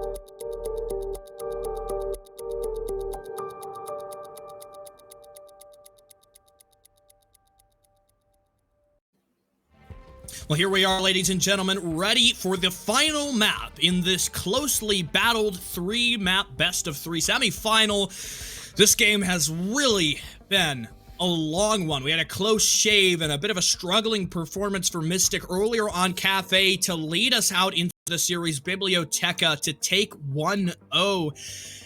When it came to Chalet, few things were lacking there, but Biblioteca still managed to battle on to send us into OT, but Infinite Overtime was not needed. Team Mystic taking it 8-6. Now I look forward towards Oregon, the map that we all know and some don't love well. Let's see what's going to be heading down here. Any predictions, Blue Panda? I mean, this is, again, it's a question of this is really anyone's game. Either team could come out of the gate swinging. It really depends on who is hitting the ground running, because we've seen both teams take some time to get warmed up and into the match so they can actually contest. And on a map like Oregon, if depending on how the half goes, one or the other team can run away with it. Yeah, I mean, it's somewhat momentum driven, especially when you think about the sides, how that impacts things here. You know, is one side, if you win maybe more attack rounds, is that going to give you that extra leg up over on the second split? Let's jump over towards the next map that we've got prepared. Oregon, we're going to be looking into the operator bans, one of the most talked about topics in Oregon, generally a map that you can predict fairly well. A lot of Thatcher, a lot of Maverick getting removed, but sometimes there is a little bit of space for a Jackal or a Nomad to be kicked out. Yeah, like honestly though, I think we're expecting probably the Thatcher, something like an Ace Hibana, depending on how either of these teams are feeling. And there we go, Thatcher taken away by Biblioteca. No surprises whatsoever about this setup. And I mean, do we see some flank watch prioritized here by Mystic? Given that they are starting on the attack, I think it's something they'd probably want available to them. But the question still remains, what do they ban out? And it's going to be Maverick. So Thatcher, Maverick means Nomad, Jackal, all the likes of that left in play. And now it comes to the defense. Where do we see Mystic prioritize? Surely it's got to be a Cade, something like that. Potentially the Mirror as well, although I don't know if there's really enough to necessitize a priority around it. Yeah, I mean, Mira was kind of a weird pick, had a lot of impact in some rounds. I'm sure you'll remember how close it came with the smoke for Team Mystic playing behind the window and just trying to hold on so closely, but having a mountain of pressure to barrel down. Mira is left up in play. We've got the Valkyrie and her black eye cameras not going to be seen here on Oregon. A little bit less in terms of that intel, perhaps the Maestro or the maybe the Echo coming to step up and fill that void. Well, it leaves us with plenty of questions and, well, no answers. We're going to be hitting the basement first, it would seem, with Biblioteca starting off on the defense. They need to come into this round swinging. They want that 4-2 half desperately here on Oregon. If they can give themselves that much room to breathe, they might just be able to close out this and progress further in the upper bracket. We've had the call for a pause already. I mean, look, what would it be if not a very early pause? We had the same thing in our last map. And the lads just need a bit of a breather, get themselves into it. Well, we've seen the stage established. We've seen what will likely be some of the main operator bans, or main operator picks, rather, coming into this matchup. And again, it seems that Biblioteca are prioritizing information denial, information gathering with that Mozzie pair as well, and a lot of stall, a lot of slowing tactics in the operators that they're bringing, which is something that did cause Team Mystic to stumble in map number 1. One more thing to keep in mind here, the victor of this game goes on to the upper bracket final to face off against the winner of our other semifinal going on tomorrow, Honor Esports versus Aggro. That's sure to be a bit of a close one, and you'll want to see where that series goes and who we have lining up for one of the biggest games of this season. Kicking us off, we're going to go down to the basement to see what Biblioteca's first defensive strategy is going to look like. No lack of hard breach on the side of Mystic, with a bit of intel thrown in as well. A lot of the attack lineups have looked almost exactly like this. Chalet, we saw mostly the Hibana or the Ace, never really both, and kind of maybe a Sledge stepping in there in place of either one of those hard breachers, just because you always want to make sure that your frag grenades are ready, and that if one gets captured by an ADS or something like that, you aren't left in a spot where you're missing some of that valuable explosive util. Well, the setup is done and dusted. We are getting ready to go into this unfair again, playing this roaming smoke, which is not something that you see every day. Looks like we might even get a bit of security hold. Bryson unfair. I don't think I quite realized just how hot on the heels the attackers are. Just positioning outside that big tower. Drones going deep into the building, looking for that information. Gunner as well, leading the charge for the moment. Does he know there's a player top white? He's going to walk in towards security. Nas there. Straight execution style to the back of the head as he pushes through Zulu. That's rough. It's a tough early loss to face, losing Gunner, losing all of the frag grenades, and thus putting your soft breach into only Felt Winter's hands. 3 breaching rounds, so I suppose you at least have enough to maybe remove some of the barbed wire from Helio or Na that could be stood in the path, but as well, you need to remember that Unfair still has that shield to play inside of Elbow, as I would predict it is deployed. Bit of a holdout here for the meeting room, but eventually the drop back down. Biblioteca don't want to lose the fact that they earned this 5-on-4 with Na's aggressive placement at the top of the stairs. Mystic immediately recognized nobody's home here inside the meeting hall. Well, it's ground taken. It's now a question of how do they translate that into a position on the bomb site itself, or even a plant as well. But I felt looking for a cheeky pixel angle. Can't quite find it. So we'll rotate back. It's just a bit of a shuffle as to positioning for the attackers right now, setting themselves up so they can go for the reposition. Whitlock hitting all the way to Con. If he dies there, I think the round is all but over for Mystic. He's so separated from the team. They're not going to have any way to support him in that position. But, I mean, at the moment, as it stands, we've got a minute left to play, and it's a 4 versus 5, so it's not impossible for Mystic, but it is still a very, very uphill battle. Bomb located by attackers. Kairos finally used. I believe that's on the single wall. There we go. Creating that opening and weakening the grasp that Biblioteca have here in storage. Rice is still sat firm in the corner. This has not been detected. The Habana will see it. Doesn't matter. Rice lands the headshot. Biblioteca up by 2. Their attack starting to look a little bit lethargic, needing a burst of energy. The Mazdi waiting below. Perhaps a bit of premonition there for Whitlock, shooting through the wall into E-Box, making sure that nobody is hiding. Flashbang sent in. The Mazzi's lying prone here. Oh, Feltwinter right and ready for the pre-fire. Niccolo forced away, but his nitro is spot on. Not only getting the kill to deny Felt, but the DBNO, there's no way that Whitlock can pull this round back. And that's exactly the way things will go. Unfair, the final pick. Biblioteca's success on their first basement defense. It's such a 50-50 bomb site. Some teams excel on defense and basement, and other teams excel when it comes to attacking this bomb site. Biblioteca, just the way they held things down, their offsite picks was so... I don't know what the hell Gunner was doing. No information. Gemini Replicator could have been big, given that he was playing Iana. But just walks in, straight execution style, gangland kill to the back of the head there. And they lose a key part of the puzzle here for Mystic. Well then, the aggression dial looking like it's about to be dialed up. You've got the Ying coming into this lineup for Mystic. They want to make sure that they're push into kids' dorms and as well over here by bunks. It's not hampered in any way possible, unleashing the full amount of that aggression. The first thought that comes across my mind is whether this is going to be a split take with the Ying or the Ying take with a big window push. 2 very different things. I've made my opinion known on frequent occasions. Not a big fan of the big window take simply because a lot of teams aren't prepared for the most astute execution of it. You need white stairs control to ensure the cutoff is there. Otherwise, you're going to get obliterated by the 3 nitro cells that we have in the hands of the Biblioteca defense. Well, okay, just reinforcing the window. It's done. It's dusted. Nah has done the job.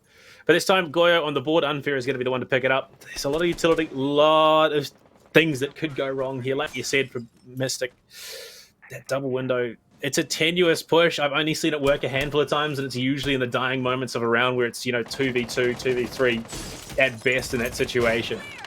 So very much a case of, I think, Mystic are going to have to go for the stock standard, go for that walk-in closet opening, look to get control of Attic as well if they can. If not, just straight in through walk-in, straight in through Master. And that seems to be the call that has been made. They get control. They're looking to flush out anything. Oh, that's unfortunate. They won't be able to open up. They have to use a drone there instead to get the Surya gate. Oh, nah, caught looking the wrong way. That's 2 rounds in a row. Round number 1, Gunner is the one caught unawares. Round number 2, it's Nah that's caught unawares. Yeah, complete other way. A little bit of offsite play for Biblioteca. One on the vertical, denying a possible plant, and another waiting, looks like inside kitchen side. Failed nitro cell from the Goyo. Whiz of bullets past the head of Felt, but nothing to connect, as it looks like the fire from that Vulcan shield, or maybe a few glancing shots from the Mystic weapons. Oh, but the Aruni gate, it's reactivated. Another drone sent in to waste it, but, I mean, Mystic, for this late in the round, they have plenty of drones to use. Felt will go for the repel. He's going to try to cut off the monster rotate to come in from Attic, and it works wonderfully. With Unfair now gone, Head Glitch going to have to work out the first Candela used. Oh, Niccolo! He'll get Gunner outside the window as well. How is this suddenly coming to success? But Rex is still ready for the plant in the Nitro, far off target. No use now. Mystic back up into the post-plant footing, and Felt would be a huge playmaker here. It seems as though he's gotten away. Battled off. Not playing the repel angle, it won't matter. Rice tries to challenge breach control. Helio for the flank and air jab knocks him off balance. Biblioteca have a huge piece of intel now. One-on-one individual gunfights that you can isolate. They'll do just that. Both members coming alive. Felt and Rex. Mystic. Round 2 is theirs. Well, once again, we see things carry on, and it is just rounds being traded back and forth. A very, very solid defense to kick things off in basement. And once Dorm's a little bit weaker on the whole, there were moments where it looked like maybe Biblioteca could have bounced back, but the fact that the plant went down meant that they had battled through those air jabs. And I'm thinking they're probably reconsidering that Thatcher ban. Maybe Nomad should have been the play, because we have seen Nomad come into great effect, not necessarily because air jabs are going off, but even if they don't, you've got to spend time to then clear them. Mystic, I mean, second round, why should it be any different than the first? Defenders, protect your bombs from being defused by attackers. Mystic kind of just strong-arming their way through there. Bit of a miscoordination. Biblioteca were not ready for the Nitro to go off on the default plant. Maybe that's come down to the simple fact that they don't play much in the way of intel ops. You've got a bulletproof camera. Maybe that is the answer here. I'm curious if it's in Attic. I would assume so, kind of watching deep from pit and then all the way to the back of Attic, or, you know, maybe it's in a position that I haven't yet spotted. Oh, I think it's right there next to the deployable shield at the smoke spot. So you're going to know when the attackers are in. The only issue I see is that with one fell swoop, you could take out the bulletproof, the Malusi Banshee if you're lucky, and also the deployable. So if Felt is in position and the Aruni Gate ADSs are properly cleared, that's a lot of intel and a lot of util to go down all at once. No, don't tell me Nah is going to bail out the window to try and deny Felt here. Yeah, you're not getting away with that. Oh, that drone was so clutch. If they'd lost Felt there initially, this defense would have been so much stronger. It would have taken so much time to clear out the defensive utility. They then would have had to commit either the Gon 6 or a frag grenade to make it. In fact, they would have. It would have been then Gunner's job to clear out the denial. But at least they escaped that. The drone, I mean, talk about a great positioning there for information. And the fact that they were able to deny Nah from stopping that wall being opened up, that gives them a breath of relief. And oh god, that's a big frag to be finding as well. Rice falls. They are playing this so well. Bit of a breath of life for Gunner, so far involved in 3 opening engagements, currently 2-1 on the record. To get rid of Rice really weakens the vertical play for Biblio. They do not have many remaining options. First, we'll see the Replicator launched in through the big window. Deactivate Surya Gate for the meanwhile. The pressure, you can tell, really mounting. Helio's not at all pressured from below, but Gunner lands quite the frag onto Unfair. The trade there immediately. Helio I don't think he's quite droned out to play below the breach. This could be quite the angle. The drop is in. Ash spots it, but Helio, no! You have to have the trigger discipline there. The jump out is ready. Helio just moments too late, not able to collect on the felt.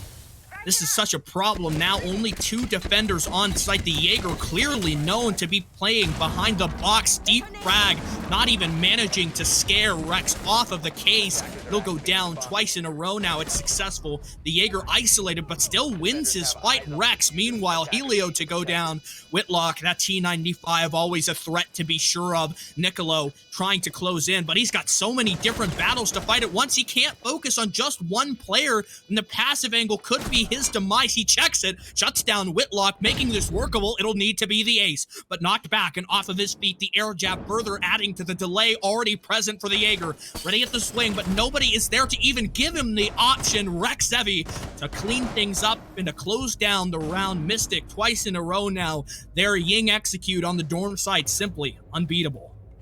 And that's one of the most infuriating things as a defender there. Like, not only are you in a post-plant situation where you're down 1-4, but air jabs are involved in flash grenades and all sorts of other hellish devices for the attackers. And I can only imagine Nicolo's mental armor is just a little bit weaker as a result of that.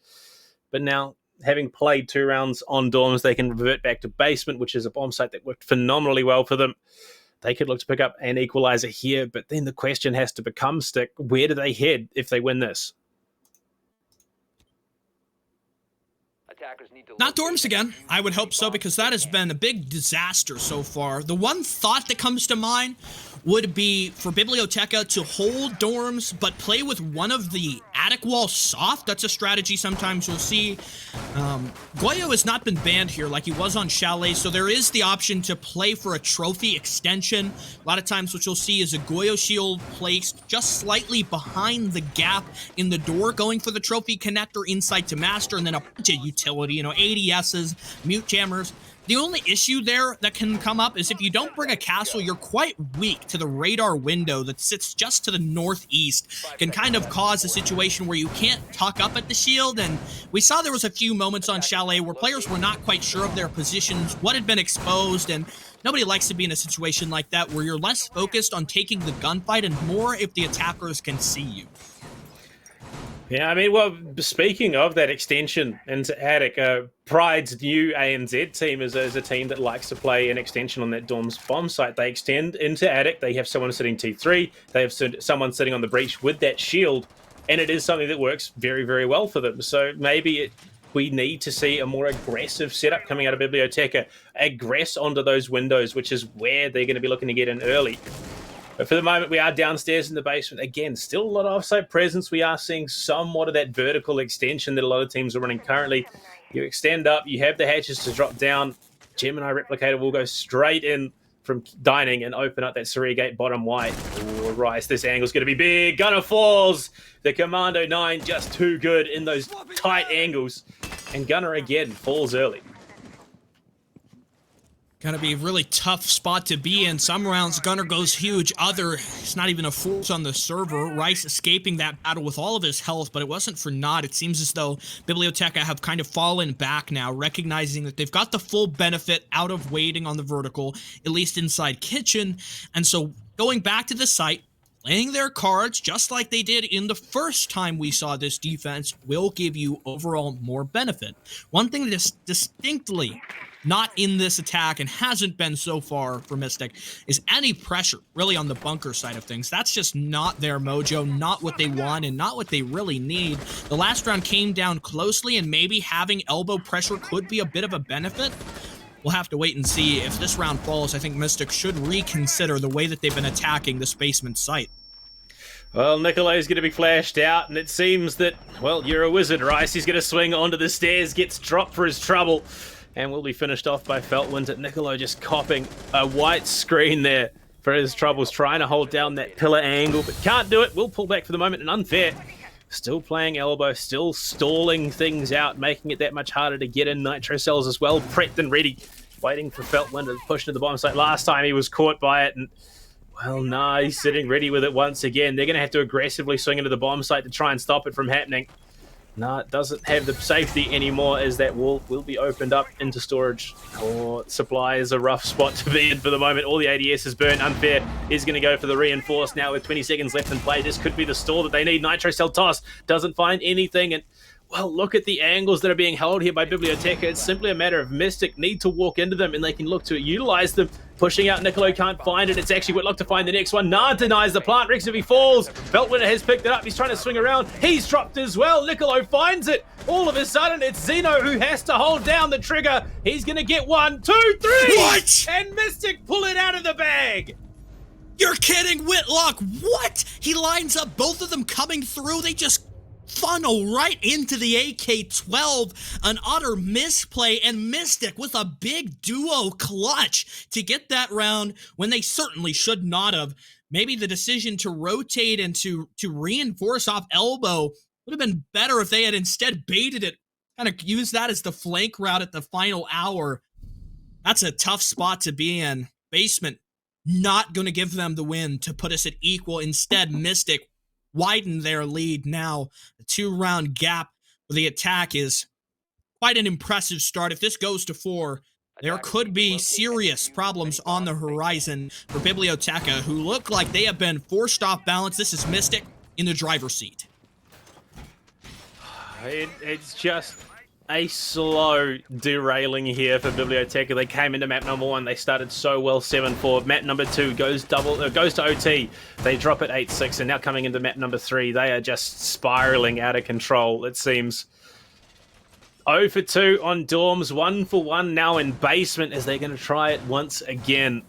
Have yet to see the first floor make an appearance, and at the moment, Helio fragless so far. Unfair only has the 1. It really has been Niccolo trying to hold the broken pieces of Biblioteca together, and he just can't seem to be able to aggressively swinging, lining up for Whitlock in that last round. Just, they had the time. All they needed to do was slow it down a little bit, and they could have played for the post plant.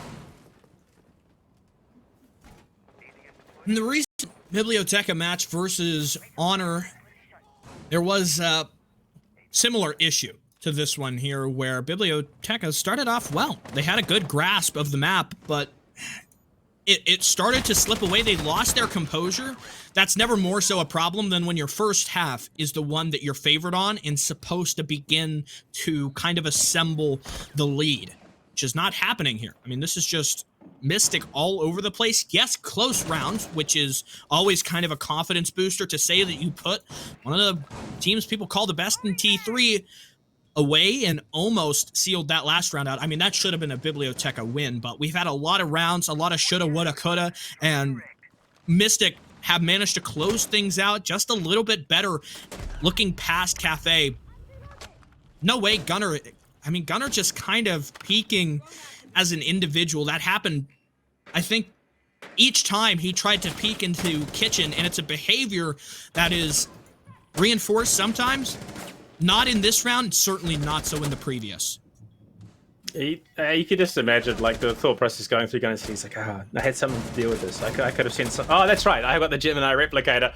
At least Feltwinner will swing in and get his vengeance, and Gunner, he acknowledges the elephant in the room. He's just he's either 100% or 0% on entries right now. That is sort of a problem. I mean, as much as it's funny to talk about, Gunnar was a big player, a big name on Chalet. Not so much on this map, but Felt and Whitlock having much better performances. Zeno has kind of evaded detection, it seems like, for a lot of these rounds. He's just hiding at the backfield somewhere, and you know, if the round goes down and wins it on time, not so bad. Mute Jammer in a good spot, though. This is kind of stalling the prog. What? Felt totally bails in, shoots the Mute Jammer, and hits the spray transfer to send Nah away in shame. I mean, talk about getting sent to the Shadow Realm. That's exactly what happened there. He's not going to be too impressed with that situation. Unfair, again, as well. Having to pick up the positioning where his teammate just fell, and it's not a favorable one. He's going to have to pull off man count advantage back in the favor of Mystic, who might even take this half 5-1 with the momentum they're generating. Helio playing from freezer has real concern that there might be someone behind. They're looking to get into the bomb site in a meaningful way. Rice prone as well. Helio spots the player just an elbow. Running across the breach. Rex will be going for the plant, but Rice has found two. Unfair falls to Whitlock, who was the star in the last round.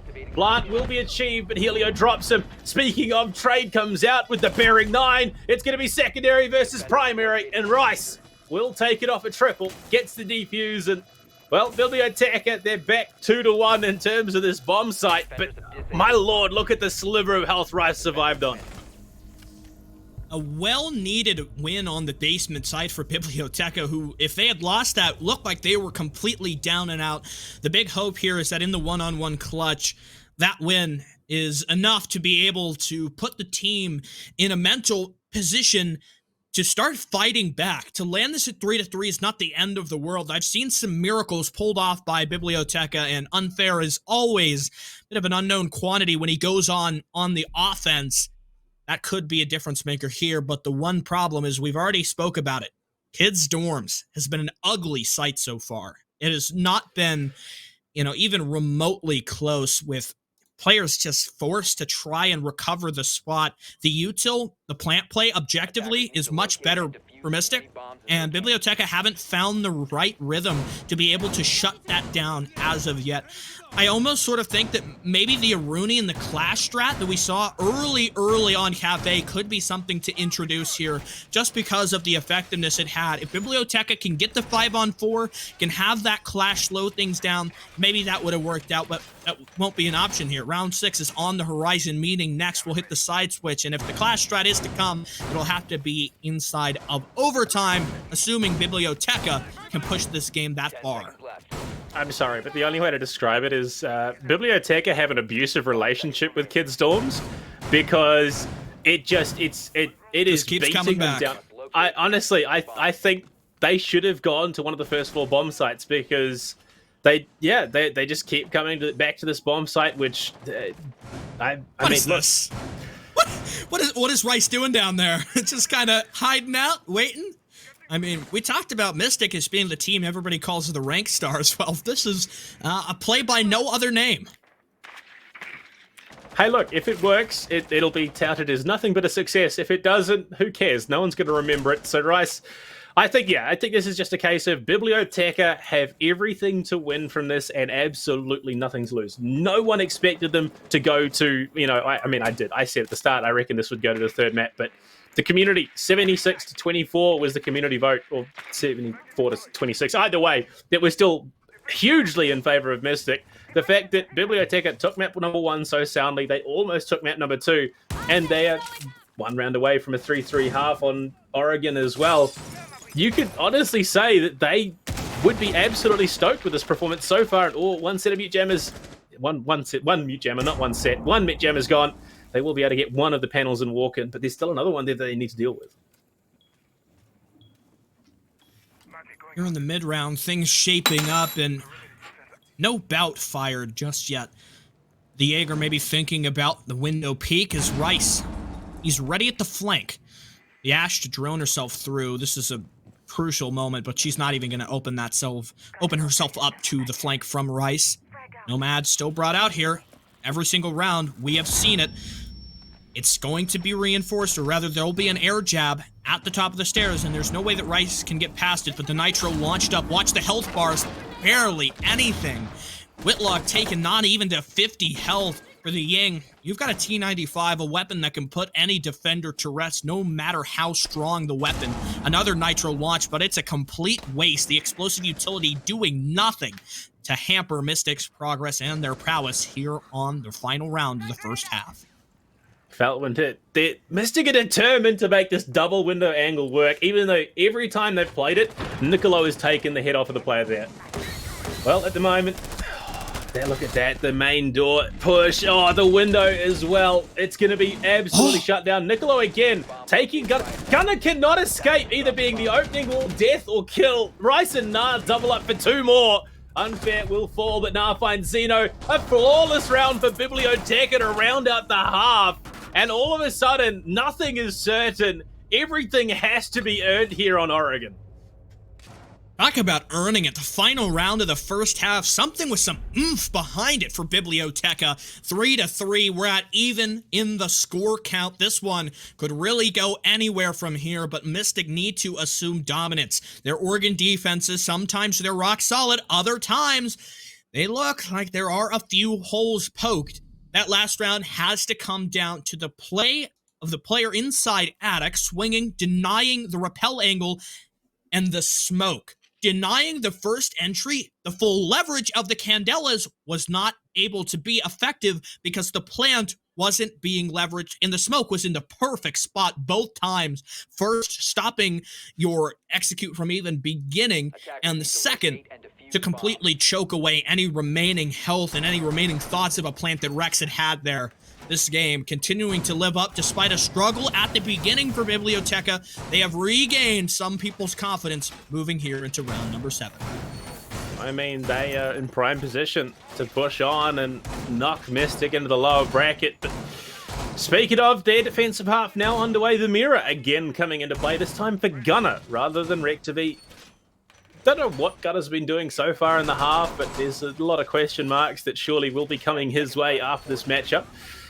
Dorms, it's going to be a stock standard setup as you would expect with a mirror in play. You're going to have that one between the two bomb sites looking in. Where does the second one go? That is the big question. Maybe even to, I don't know why you'd put it in to walk in, but it'd give you an idea that maybe someone's coming your way.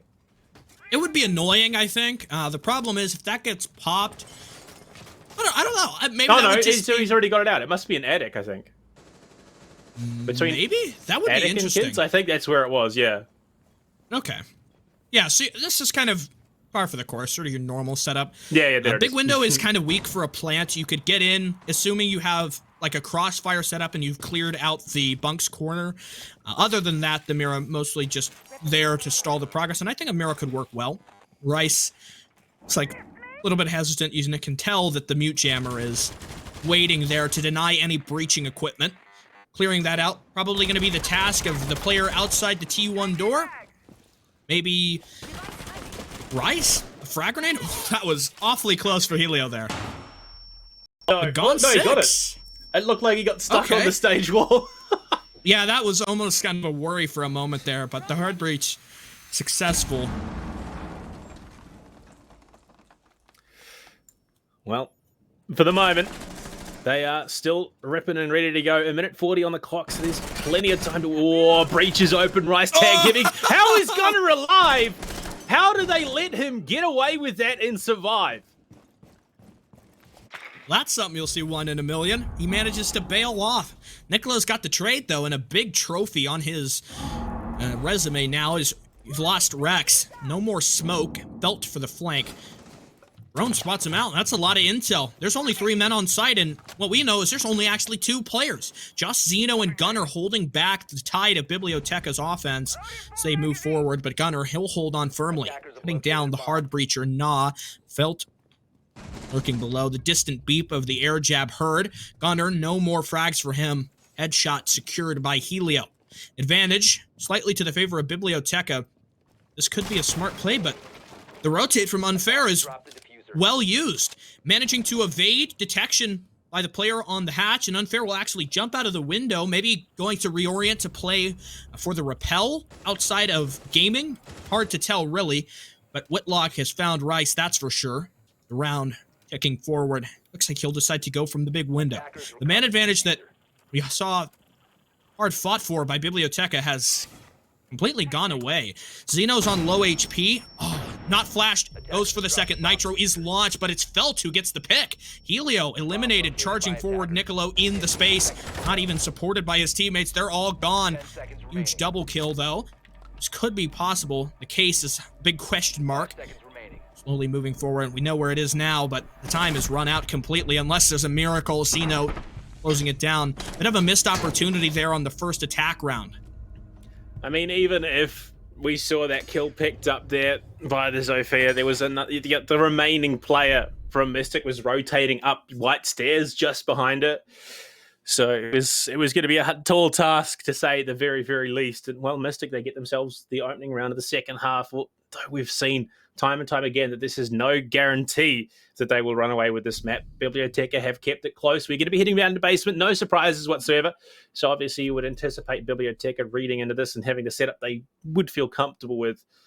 But there's so many questions now left unanswered. You know, why are these opening frags continuously involving Gunner? Why is he just in those spots? Yes, he's the one to who's going to be looking for them, but every single time he's gone down, it's 9 times out of 10 with his back facing the other way. You know, he's not sure where his opponent is. He gets gunned down from behind, and then he's just left infuriated. And the gunfights that he is winning, he pretty quickly refragged out. And him being shot in the back is not just kind of a Oregon thing. That was happening earlier on Kafe as well. One memory that is fresh in my mind was not playing the sledge for the rappel, and Gunner was like tried to nitro the red wall. It didn't work, and then he's running back to escape to Pixel. Now just kind of pops open the barricade and shoots him in the back of the head, and it was such a free kill. Mystic, I wonder if this is maybe a sign that they're moving towards being a more of a structured team, and so Gunner has been told not to play, not to just aggress and constantly move forward. That was a theme we had earlier in the game, but perhaps it's just not something that he was totally comfortable with. Well, comfortable is probably not something that is taken into account here by Biblioteca. They don't care how comfortable Gunner is, but well, 30 seconds burnt. Rice going to be heading towards tier 3, but Gunner is there with his DMR in hand, window open. He finds himself less secure than he was moments ago. Drone spots him. He will finally shoot it out, but it means he's got a less filled mag than he had moments ago, and Rice is trying to play cheekily around this angle. DMR goes out, has to go for the reload. This would be the time to jump in, but it doesn't happen there. Whitlock, oh, I love this angle. It's so brutal. If they can find it, they could shut it down. Gunner is just contesting these windows, tooth and nail, saying, no, you can't. Helio, though, finds the opener. It's Feltwinter to fall early, and Gunner is locked out of position. There's no way he can join with the rest of the team. Swinging out, Rice goes toe-to-toe, but can't do it. Whitlock, again, finding those big frags. Nicolo falls. Stick, I have no idea what's going on. I mean, the time is really being wasted here because Rice is not in position to use his breaching equipment. Lucky flashbang lines him. Rice puts him down. Whitlock is kind of just walking through, oblivious to Rice above. No clue why he wouldn't look up there. Maybe a miscommunication on behalf of Gunner, but that's a 4-on-2. This round so much devoted to the T3 hold, and all for naught. You picked off Nicolo, yes. A bit of utility removed, a lot of time wasted, but when you're up by a 2-man lead, Biblioteca can afford that. They can make forward progress, motion towards the attack, and okay. I mean, that's usually not a fight that Rex wins, but perhaps some development here in the semifinals. Rex with the big one, and they'll rotate around. This is pretty loose in terms of the whole, pretty flexible, but working for Mystic, as they have not been able to totally push this one to a close. Helio cut down. No more advantage, Biblioteca. It's just one of those, okay, cool moments, move on, progress to the next one, but somehow Rexaby is coming away with these frags because it's being spoon-fed to him by Biblioteca. Rice locked out and Boiler at the moment. Those Vulcan shields just going to slow the roll. Unfair just drops the hatch straight into E-Box. Can he find the pixel angle? They're both lining up almost. Rice has to cover the cross, and Zeno just swinging out. Can he find the shots that he needs? 16 seconds left. Toxic canister throw, and Unfair might be pushed off. Zeno finds a kill onto Rice, but Unfair, he looks to try and stick it prone on the floor, anticipating the push. If he'd stuck it, he might have been able to pull it out. Bearing 9 in hand, tucked into the shelf, but can't do it.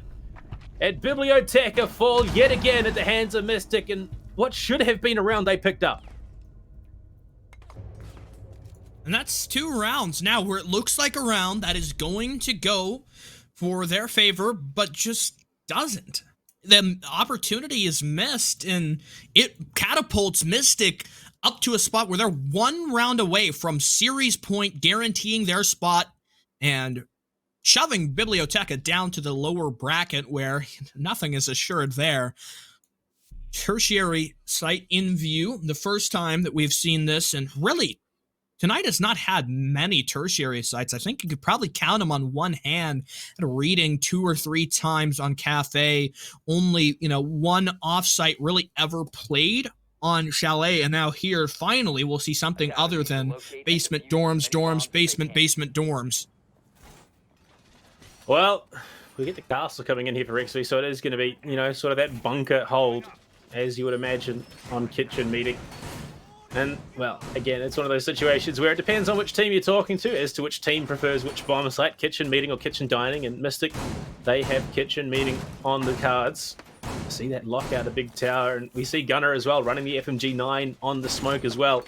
Would imagine he's probably going to be playing a shield around where he is for the moment, run those long angles onto the meeting door, but Mystic, they have an idea of what they want to do, and they've been sticking it to it the entire evening. Why would they change for the moment? Because you've got to agree, it has been working. Attackers are moving out to locate a bomb and defuse it. A few curious drone placements. I think Mystic, or rather, I think Biblioteca, thinking about... I want to hesitate here because I don't know if this is for sure, but this could be a rush play to ignore the vertical.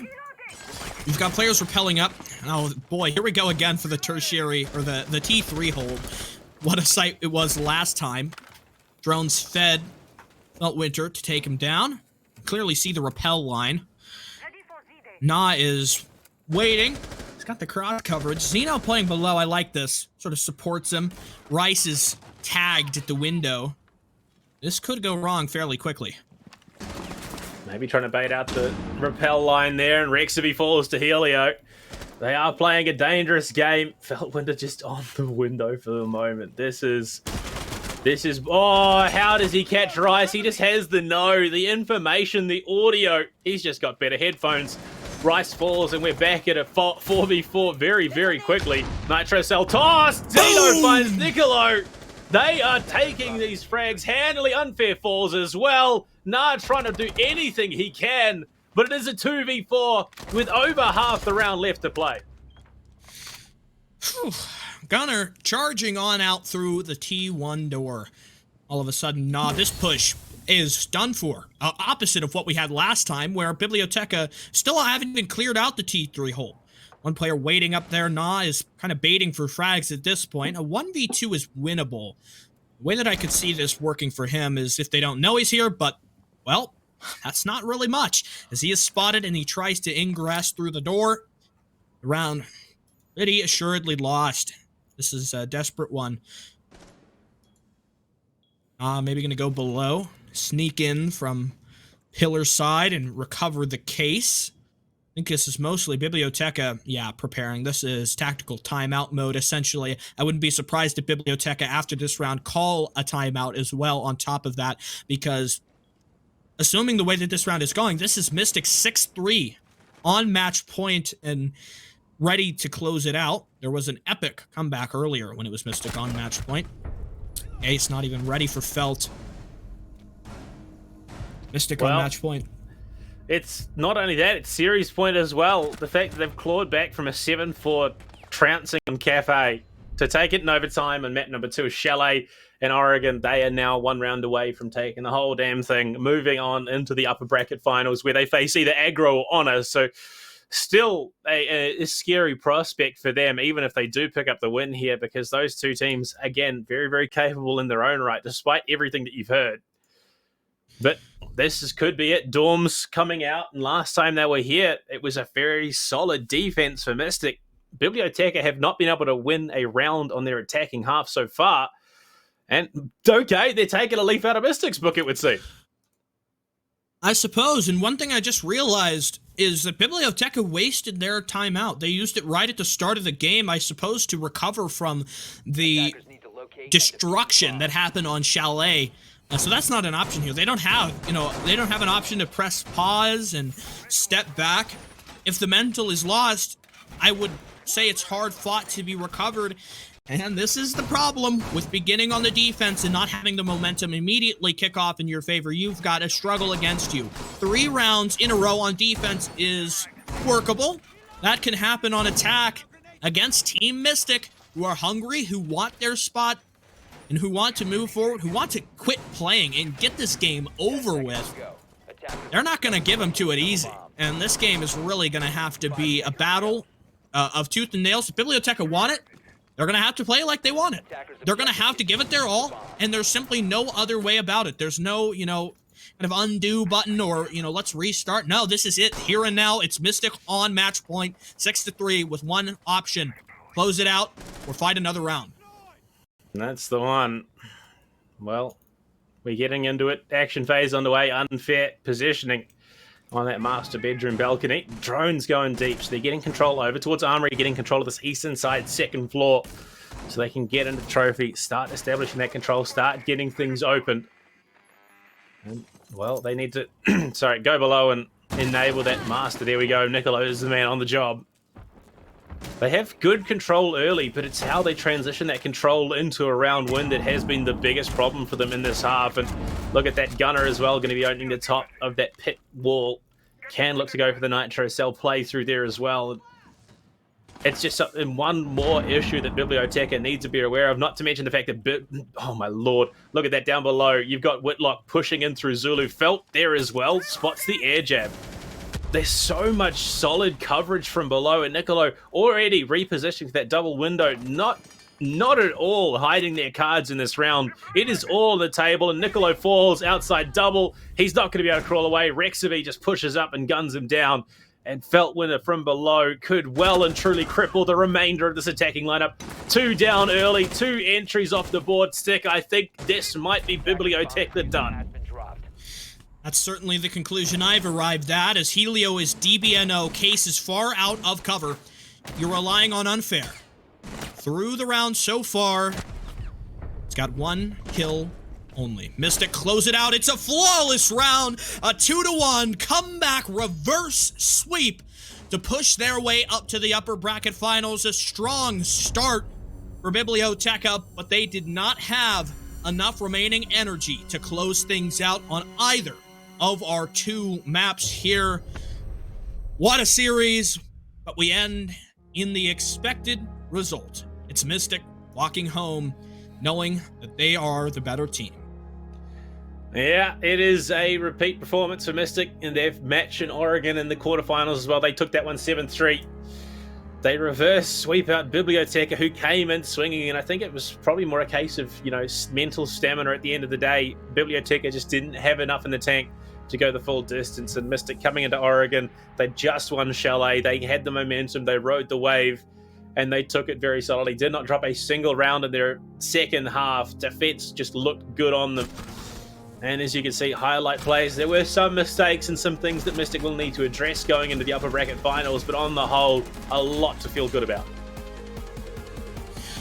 Yeah, such a sad situation for Biblioteca, who looked like they were in upset territory, but the game just completely going the other way. A few chance mistakes at the start of the second half, and Team Mystic did not wait around, racing up to match point and never looking back. I think you've got to highlight Rex, who came into this game and had better performance than you would usually expect for him, and that's true across the board for Team Mystic.